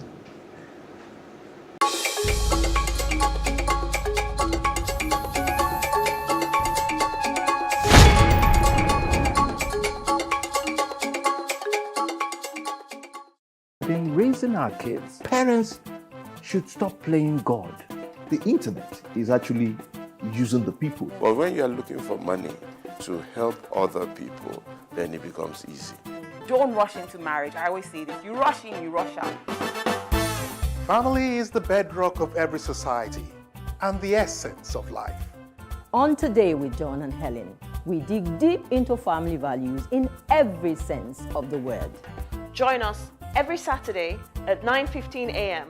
on Plus TV Africa, DSTV channel 408. With you, we play a part in strengthening the values passed from generation to generation.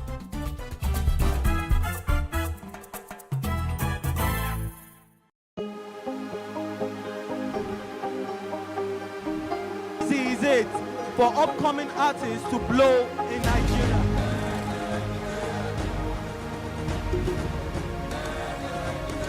Welcome to Plus Trending.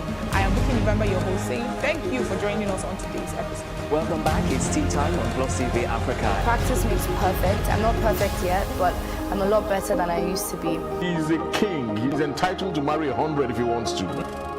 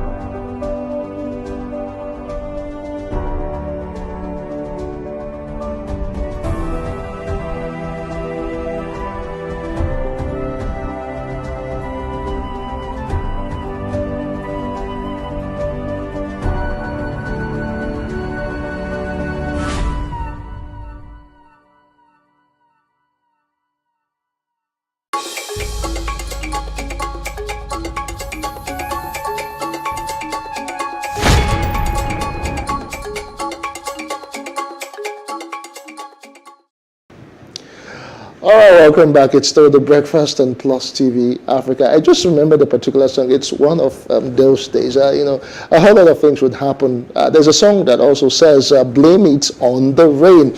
We apologize, we cannot really take that particular conversation again. We've been having some technical issues trying to connect with Dr. Fola Omotosho. We'll bring them during the week as the nurses still celebrate their important roles to the society. Mercy, you know, one of my sisters has always talked about being a nurse. You know, growing up, you ask everyone, what do you want to be when you grow up? I always wanted to be an accountant. You know, she said she wanted to be a nurse. Just a reminder, you're not far from it. She didn't even say she wanted to be a doctor. She said she wanted to be a nurse. My mom was like, why do you want to be a nurse? Before now, people just tend to relegate the place of nurses and the roles they actually play to the society. And that really happens within the medical sector itself, you know. So, you know, the discrepancy that goes between the doctors and the nurses and those who would say, okay, I'm the doctor here, you're just the nurse and what have you. But it's a good thing that, you know, it's a national celebration, it's worldwide. And on this particular date is a day to look after the people who also look after others, not even minding themselves. That's very important. And so as much as we will continue this conversation, it's a week for nurses to be acknowledged. If you do have a nurse in your life, or you know anyone that's a nurse, a friend, member of your family, it's okay to take some time and celebrate them for the good work that they do. You have no idea, trust me. They do that. They do, even though there's also other arguments where you say the nurses are very mean and very rude, especially in Nigeria. Some of them giving you injections and you had an abscess. I have. I mean, I remember growing up when you probably have all of those medical schedules for, you know, the family, and it would be my turn. It gets very dramatic. Wow. You know, because when they come on, when the nurses come on board during the week, we'll also talk about the issue of professionalism, the issue of nurses. I have heard of nursing aides who actually try to play the roles of nurses. Most of them not really so qualified, and I've even heard of cases where nurses are actually playing the roles of doctors. They have their own pharmacies and they prescribe drugs and all of that. No, so it boils down to the system that we have, and we are where we are today as a country because of a system that's not functional. There's so much laxity in the system, and that has allowed a lot to actually thrive. And so how do you get to a point where you find out that you know, someone is impersonating to be a doctor or carrying out the duty of a doctor? It's just a system that we are. Until we get to a point where we're able, you know, to close the loopholes wherever it is, that's where we're sure that, we're not saying we're expecting a perfect system, but of course we're sure that we wouldn't have all of this, you know, abnormal, if you like to say. But it's a time to celebrate the nurses for all of the great jobs they've been doing. like we rightly mentioned, looking out for others, doing the job for others, caring for others. It's a great time. And naturally, mothers and nurses. They're great nurses, yes. Mothers, wives, sisters. No, but most okay, people, so probably most people always say women play better entirely. nurses, but we have men playing we have male nurses these days too. We're Don't not just even start with getting that. to a gender conversation. Because you're going to say women, mothers and sisters and wives. No, Husbands but too it's can not also a- nurse their it's- wives back to life. Wow, I agree. that's fantastic. But we will definitely bring this conversation back. All things being equal, thank you so much for being part of the show. It's been very great to know that you are on the other side. Now, if you missed out on any part of it, it's all right to follow us on Facebook, Twitter, and Instagram, and do subscribe to a YouTube channel with Plus TV Africa and Plus TV Africa Lifestyle. And so, if you live in Lagos, it's very, very, it's a wet season right That's here. something that'll keep It's you raining warm. heavily. The most important thing is security first. You need to stay put wherever it is that you are. Make sure you take your umbrellas with you. But if it's raining where you are, just stay where you are until the rain stops. Yes, it is not the time to be wearing very wonderful high-heeled shoes. Just wear shoes that you can actually walk in very comfortably, and try as much as possible to maybe take coffee, tea, cocoa, whatever can keep you warm. And as much as possible, just try to liven up, because sometimes the weather might just affect your day. That's the size of the show for this week. My name is Justin Akadonia. We'll return again on Monday, 7 a.m. Bye for now. I am Messi Boko. Have a great day.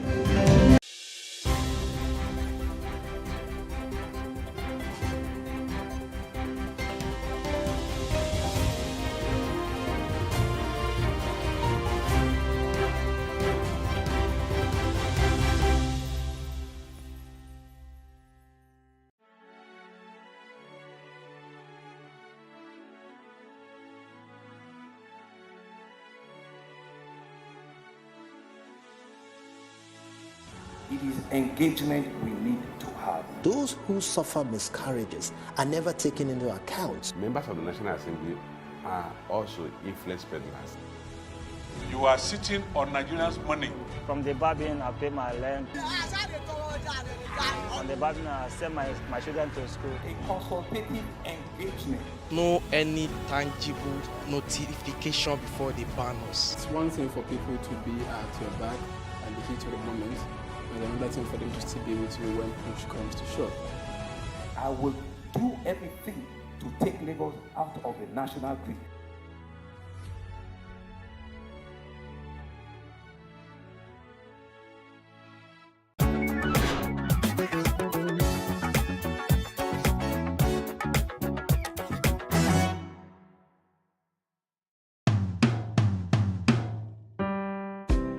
Our growing-up memories are often fragments, brief moments, or a canter, which together form the scrapbook of our life. There we derive the wisdom and knowledge, so deep that they cannot be wished away. My name is Professor Deji Fashui, and here are my good old days reminiscence. Although I was born in Akure, Ondo State, my dad, Chief Gabriel Oluwadare Fashui, hailed from Ilogbo Ekiti, Ido-Osi, local government area of Ekiti State, and mom, Florence Idowu Fashui ni Afolabis from Ado Ekiti. Dad retired as the program manager of Ondo State Agric Development Program, while mom retired as a senior matron in various government hospitals in Ondo State and later Ekiti State. As the second child of 6, growing up was beautiful, as we were categorized among children of the elites in a completely egalitarian society where civil service was a leveler and devoid of the present commonplace of bribery and corruption. In those days, anyone living beyond his means was immediately ostracized and seen as a leper by the community.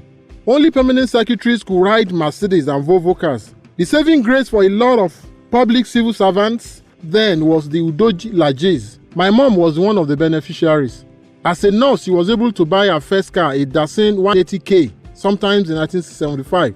Prior to that period, the whole family had to make do with my father's Peugeot 504, and of course a manually driven car.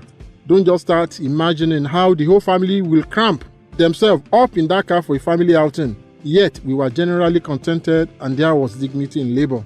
In those good old days, education was compulsory and largely free at primary school level for everyone in the southwestern part of Nigeria, including Akure where I grew up. There was no class discrimination or distinction in schooling, as virtually all schools were government-owned. I remember with nostalgia that my parents decided to allow us go to St. James's Primary School barefooted like other children, not because they couldn't afford the shoes, but because we must not be different from other pupils. I ended up becoming the senior prefect of the primary school, representing the school in various debates and quiz competitions frequently organized by government at the time. I left St. James's Primary School for the prestigious Christ School Ado-Ekiti, where I had the greatest foundation and molding, like many other peers at that time. Those days in Christ School Ado-Ekiti afforded us the opportunity of meeting colleagues from different ethnic groups in Nigeria, especially those from the eastern and midwestern part of Nigeria. We cultivated their cultures and found a blended midpoint of interaction devoid of animosities. We were simply members of the same family. Till date, most of us set mates as of that time still find it funny reliving our lives and times at Christ School. Still, no class segregation in spite of our individual achievements. Nobody cared if you are a high court judge, captain of industry, governor, or a big name somewhere. Everybody goes by his first name, and your name is your name. God save those of us with bad aliases in those days. Mine shouldn't be called in public. Please don't come on this thread and spill it out. Oh, don't just come and spill it out. Exciting good old days. My undergraduate days at the University of Ibadan were also relished with nostalgia. Life was simply good and a lot tolerable. It was survival of the fittest, as nobody tells you when to wake up, eat breakfast, or go to class. It was my first total freedom from home, and I did not bungle the opportunity as some of our friends were christened NFA, no future ambition. Life was not as riotous as it is today, although there were few cases of spoiled brats who will do anything to lure us to exotic life on campus. But I was already fully formed in the secondary school, and the Christian ethos were never compromised. I must confess, we had our own fair share of pranks in those days too. Dad and Mom, if you are listening, let me apologize in advance for this disclosure. I remember we would steal Dad's car key for some midnight parties without his knowledge, even while living under the same roof. We would push out the car outside the compound before starting the engine, travel occasionally with the car, arrive back home safely before the family morning prayers, wash the car, and we would pour a lot of cold water on the bonnet to cool the hot engine, to forestall suspicion of a hot engine, particularly from our FBI trained investigator mom, who was sure to spot any infraction. Anyway, it is what it is. Guys must be guys. In all of this, we did not lose sight of the lessons. We were taught and we imbibed the ideals of hard work, which we were told to be the prelude to a successful life. We were taught that nothing good comes cheap, and that there is no shortcut to success in life than hard work and commitment to your chosen career. Those lessons paid off and helped a great deal in my rise through the ranks to become a professor and the dean of the Faculty of Agricultural Sciences in Ekiti State University. I must not fail to mention that my journey in life took me at some point to the eastern part of Nigeria, where I had my youth service and my master's program. In those days, the East welcomed me with open arms. It gave me the best opportunity of appreciating the culture, mentalities, norms, and idiosyncrasies of others, and the need for a harmonious relationship. This taught me a lot of tolerance with the understanding of different cultural backgrounds. I was fully accepted into their fold. I had cordial and almost filial relationship with my supervisor, Professor F.C.O. Biora, who took me as a son. And on a lighter note, I almost brought home an Igbo lady as a wife. Those were days when we saw each other as one, unlike today when the apparent divide is very disturbing. Talking about passion, my experience in the computer world woke up my latent talent in ICT, and this motivated me to later establish a computer outfit in Akure, Ondo State called Workman Computers. This company was an instant success, even though with a lot of rough takeoff. Workman is still flourishing under the management of my wife while I've taken to academics. Another big lesson in entrepreneurship. My worry is the continual slide in our social values with a concomitant depreciation in ethos of hard work and dignity in labor. Unfortunately, our new generation of youths have stood these ideals on their heads, believing that they can start life from the peak of life. The current situation and mindset of a sizable number of our youth stem from the growing decadence of our society and the lack of proper planning for the teeming youth by the successive governments in Nigeria. We seem to continuously mortgage our future by disregarding the spate of the conscienceless youths we breed today. Concerted effort must come from parents, opinion leaders, government, religious leaders, teachers, at all levels of education and the youths to correct this cankerworm which makes us appear to be sitting on a keg of gunpowder. All hope is not lost. I am a believer in a Nigeria that will work. I hold on tightly to the tiny but strong rope of hope that with a will to make the difference, we can change the narrative. Our children must learn from those rosy days of ours. Take the lessons, enjoy the tales, and make a positive move towards surpassing our modest achievements. Yes, it can happen. Proudly a Rotarian, I therefore join Sir Shemori Badejo in this collective patriotic drive towards a greater tomorrow for our youths. And even for us too, it is possible. It is achievable. Thank you and God bless.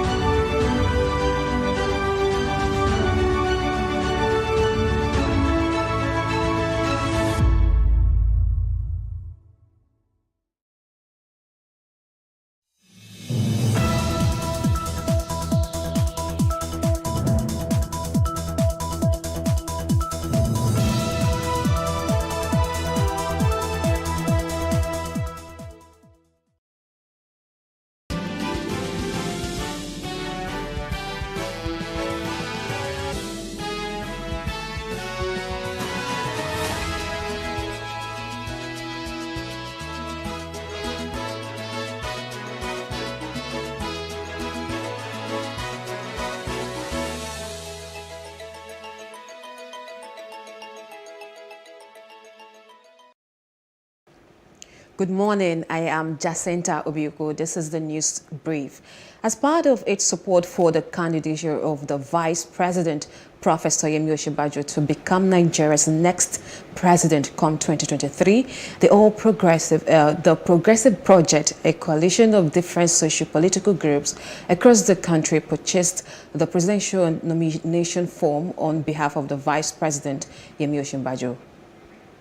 We are here purposely to pay our peace for the form of presidential candidate aspirants. And Vice President Osinbajo, Yemi Osinbajo, Senior Advocate of Nigeria, we have collected his form on his behalf now.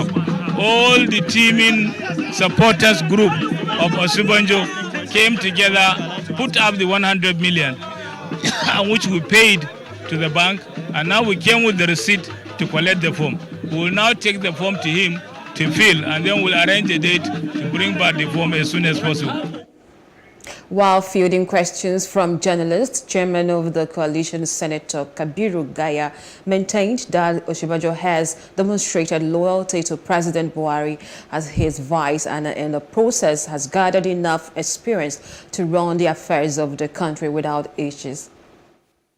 Saying, you can tell a ripe corn by its look. You can tell that Osinbajo will be the next presidential candidate and will be the president 2023, inshallah. He has been in the system for 7 years. So we are going to improve on where we stand now to make things better, the economy better, the security better, and all other things better for Nigerians. and this will help us unite Nigeria. He has been loyal to the president, so loyalty is serviceable. So I'm sure they will pay for his loyalty by soothing him. And most Nigerians, the youth, the people at the grassroots are in support of Osinbajo, and I'm happy. That's why you see me in that group. You see Senator Kage and a lot of other people around supporting the president, and I'm sure he will make it. The serving overseer of the Citadel Global Community Church Nigeria, Pastor Tunde Bakare, is the latest member of the All Progressives Congress APC to pay for the 100 million naira presidential form. He obtained his form at the All Progressives Congress APC headquarters in Abuja. This was made known in a tweet by President Muhammadu Buhari's aide, Loretta Onoche. The total amount of money gathered from the sales of 2023 presidential form alone by the APC stands at 1.2 billion naira. Our program is very simple: peace, progress, prosperity, and possibilities. Upon those four pillars, Nigeria will be rebuilt, and the hope of many citizens will be rekindled. We are all going to join hands together to make it happen. No other nation will fix our nation. We will take Nigerians from all walks of life, within and without, those in the diaspora, those within, to rise up and say, it's time to rebuild our nation. Governor of Bauchi State, Senator Bala Mohammed, was in Bayelsa State today to seek the support of delegates ahead of the party's presidential primaries.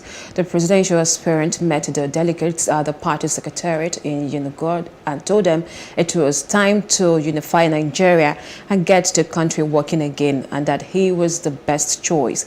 He also spoke to journalists after the meeting. Members are the voice of South-South. All they want is for the former president to enter the race to salvage Nigerians irrespective of his political platform.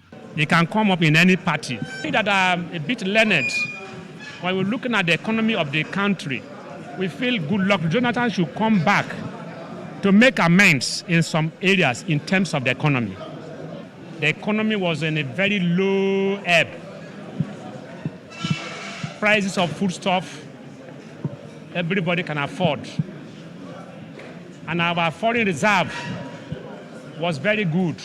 A 4-year term for His Excellency Dr. Ebele Goodluck Jonathan is more or less a gain to the entire nation, in the sense that, one, this country at this moment needs a short-term arrangement whereby the president, within a short time, undertakes a redemption-focused mission, particularly to nip the system in the bud and leave the stage with a standing ovation. Other members of the group from the various states that make up the South-South also share the view that Dr. Jonathan is the best choice. Dr. Goodluck Ebele Jonathan is one that can move us forward because his business that have been tried. He has proved as a man that can lead the nation forward. When there is job opportunity, youth will not go about kidnapping, stealing, and committing one sort of a crime or the other. That is why we are calling on him, our brother, our father, to come back to the rescue of this great country of ours. The time he was in presidency, the country was at peace. Fuel was steady, prices of food were steady, and so on. So with the voice of South-South, we are at his back, just like others are calling. We are a strong, formidable force in the South-South. Dr. Jonathan is yet to tell Nigerians whether or not he is contesting the presidential election, but this doesn't in any way seem to deter those who believe is the answer to the nation's problems. Jesse Ese, Plus TV News, Yenagoa. Ahead of the June governorship election in Ekiti State, electorates have been advised to actively participate in the process and ensure violence.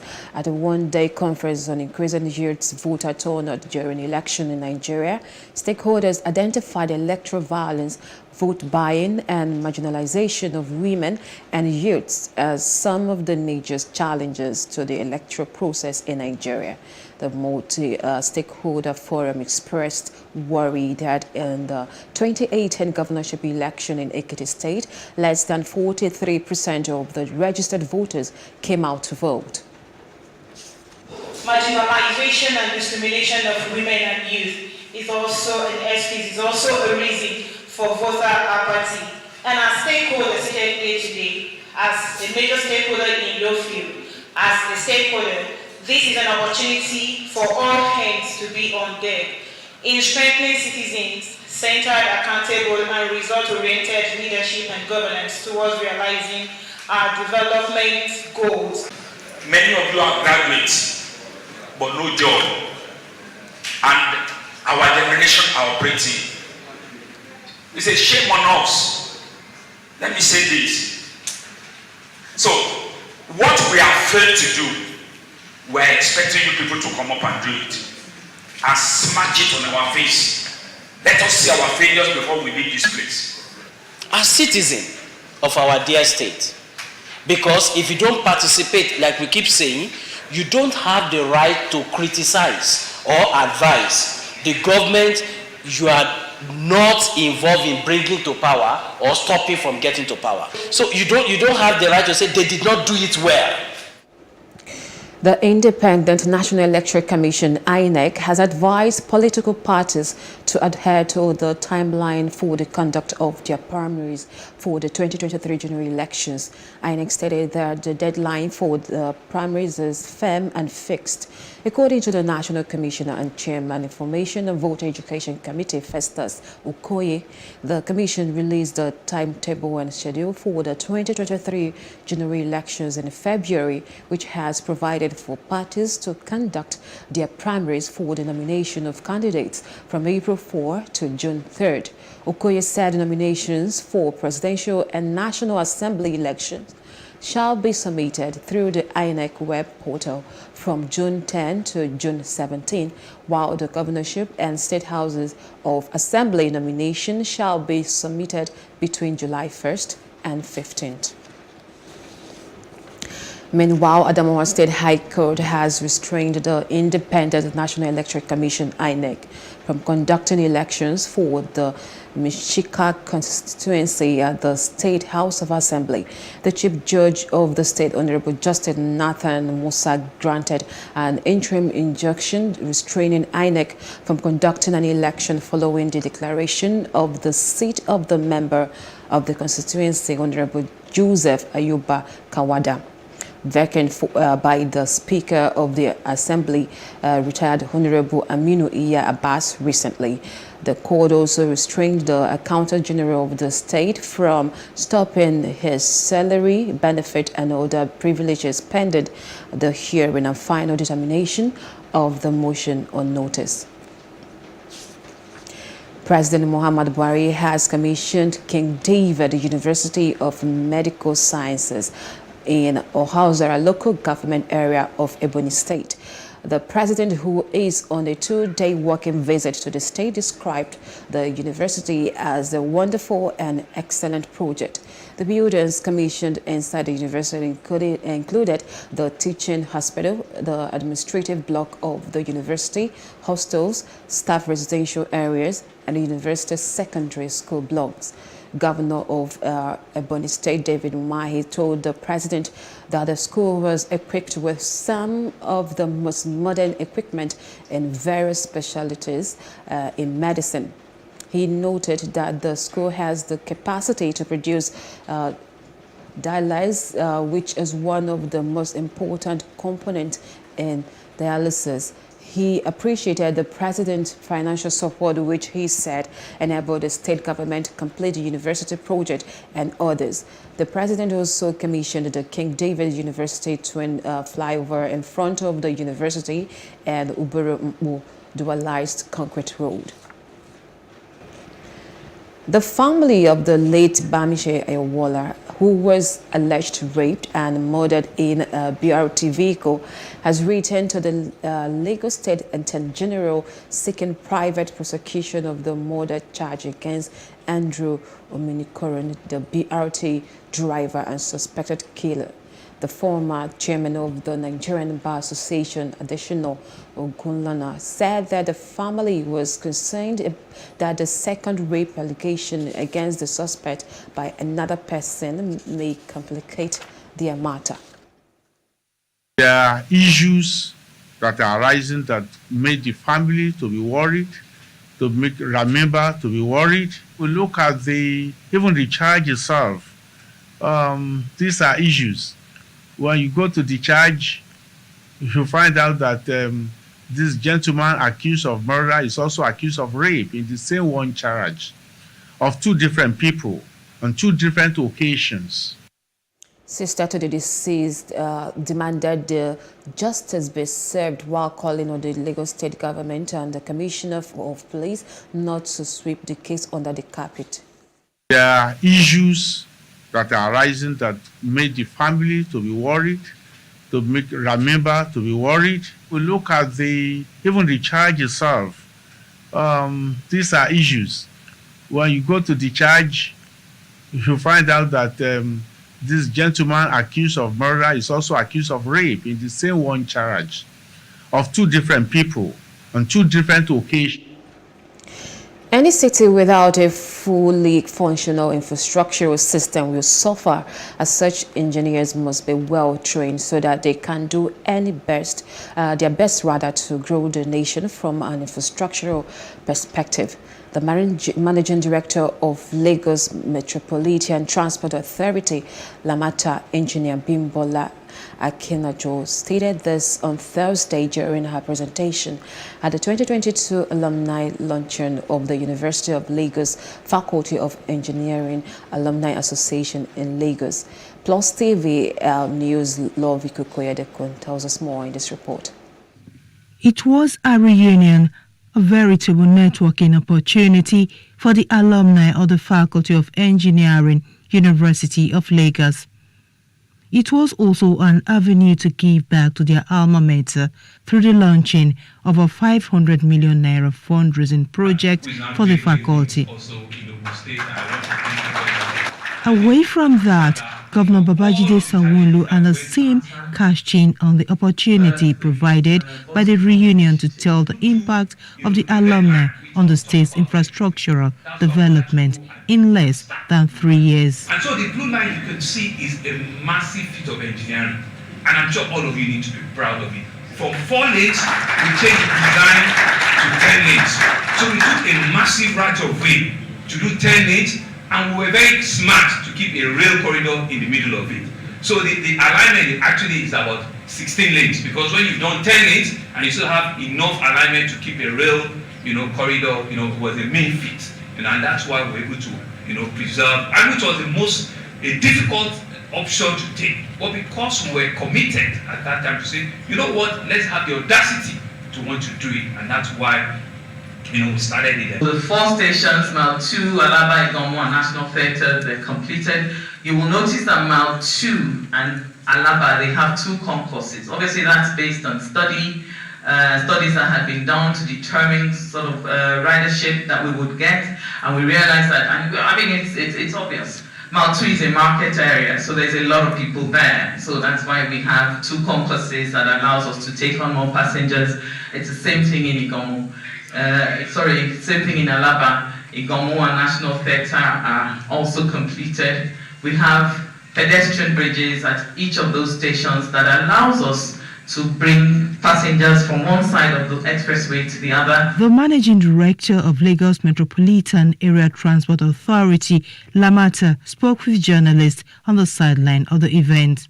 Infrastructure is owned by all. So it means that as an individual, you have a responsibility. Something has been built, not to destroy it, not to vandalize it. And so therefore, people also need to be aware and also take ownership. And that's what I always say. If something belongs to you, you are not likely to go and destroy it. She also told the forum that over 5,000 people affected by the construction of the rail have been compensated by the Lagos State government. From Lagos, Love Ikuku Oyedoku, Plus TV News. As political parties put price tags on the presidential forms for aspirants, Nigerians react to this amount. That's on the Street Views.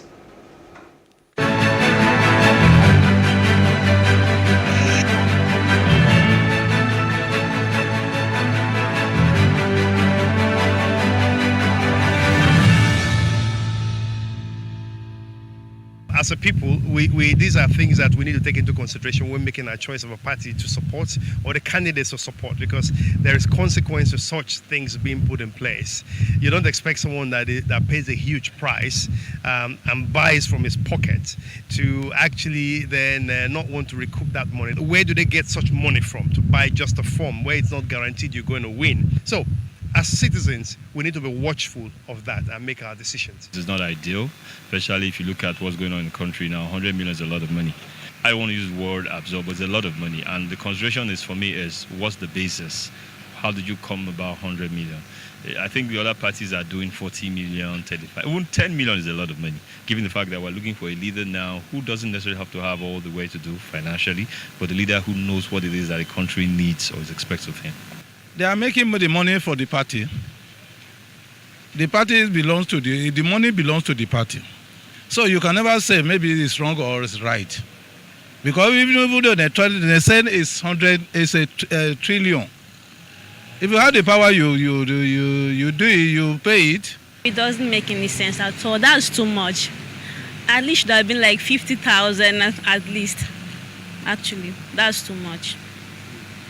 100 million, no.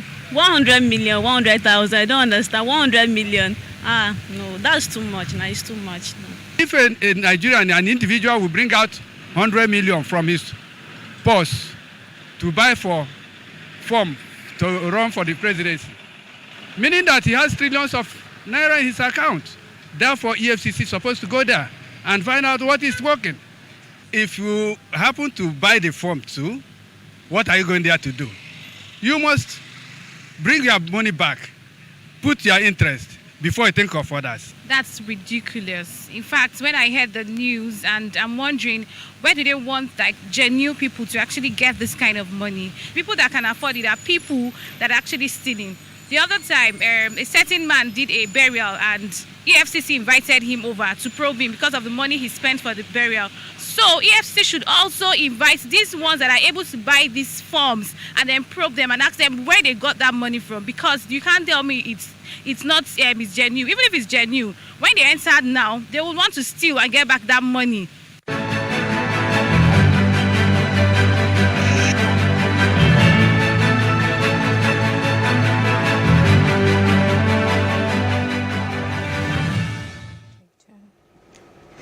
Guinea authorities have said that they will prosecute former President Alpha Condé and 26 of his officials for violence surrounding his bid for a controversial third term in office.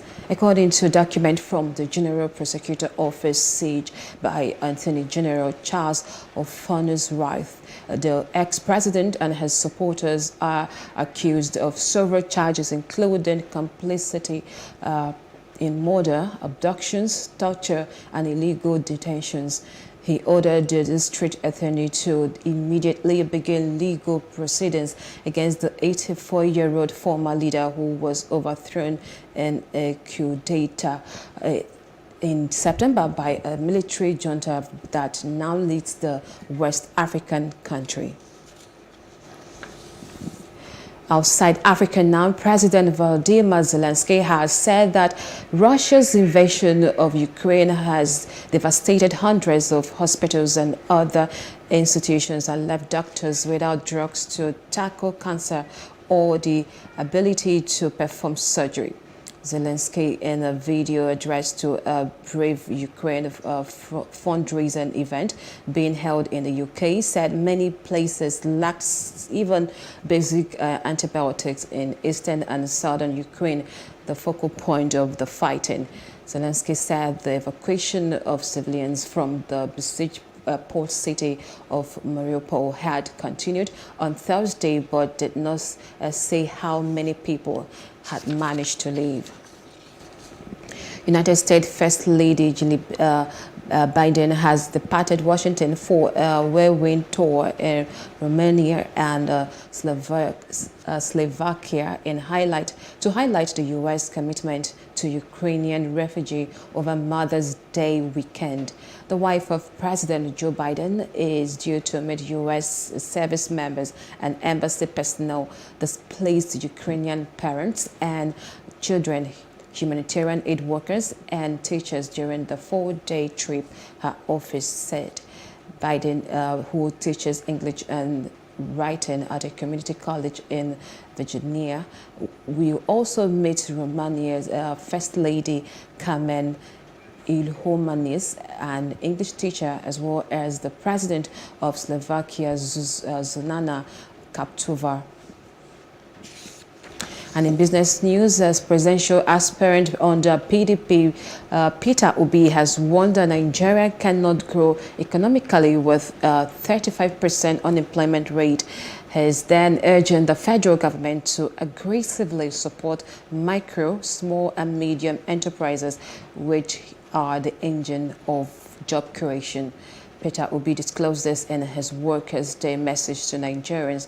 Nigeria's unemployment rate as of the end of 2020 rose to 33.3% from 27.1% recorded as of second quarter 2020, indicating that about 23.2 million Nigerians remain unemployed.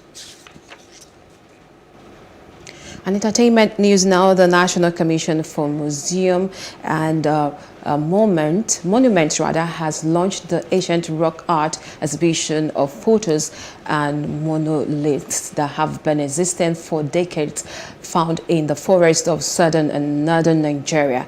This project is supported by the U.S. Ambassador's Fund for Cultural Preservation and led by Trust for African Rock Art. TAR Plus TV correspondent Paul George was at the National Museum, Lagos, and now reports. The exhibition launch, which had nature enthusiasts from different parts of Nigeria and abroad, showcased a slice of Nigeria's cultural dance by the Cross River Group, entertaining guests. In the gallery is a display of pictures of collections of paintings and monoliths from Ikom, Cross River, Jigawa, and Bauchi states.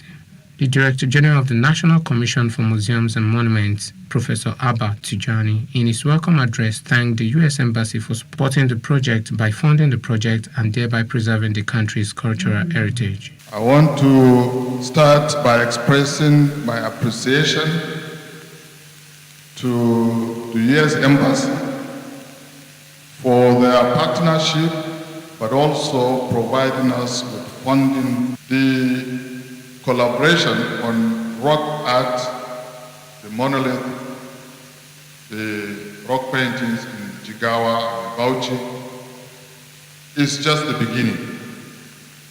I look forward to more collaboration in areas of digitization and capacity building. The United States Acting Consul General Brandon Ospert, while assuring Nigeria of their continuous support, said that this partnership will further deepen the ties both countries already have. Over the past 4 years, we've seen $770,000 of funding going toward preservation projects in Nigeria. In 2017, we funded a project to document the traditional knowledge of the Ifa cultural system in Oyo State. And in 2016, we also conducted a project to build the capacity of Nigeria's museum professionals to improve collections, storage, and display. The curator, National Museum, Lagos, Omotayo Adeboye, and the project manager of the exhibition, Terry Little, tells us more about the artworks. The ancient art rock actually represents the heritage in rocks. They are granite rocks which they put coded messages on, and they use it to pass messages to people that are initiates. So if you look at some of those Ikom monoliths, you will see on them some motifs.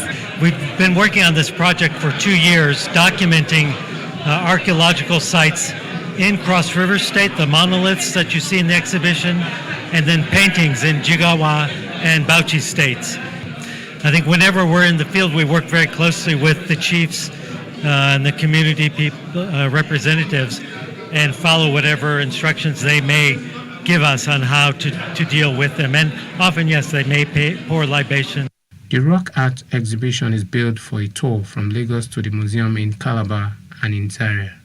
And as the event winds down, Consul General Ospert cut the ribbon to officially declare the gallery open, even as estates gathered to feed their eyes with the new collections of the artworks.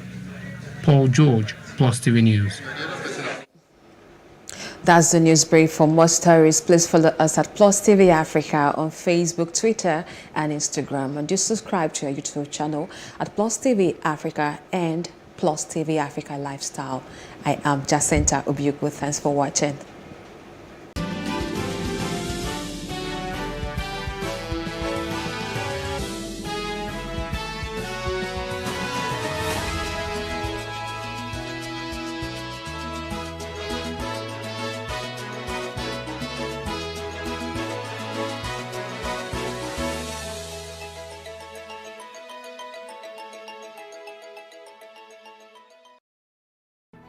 There is no voting on social media.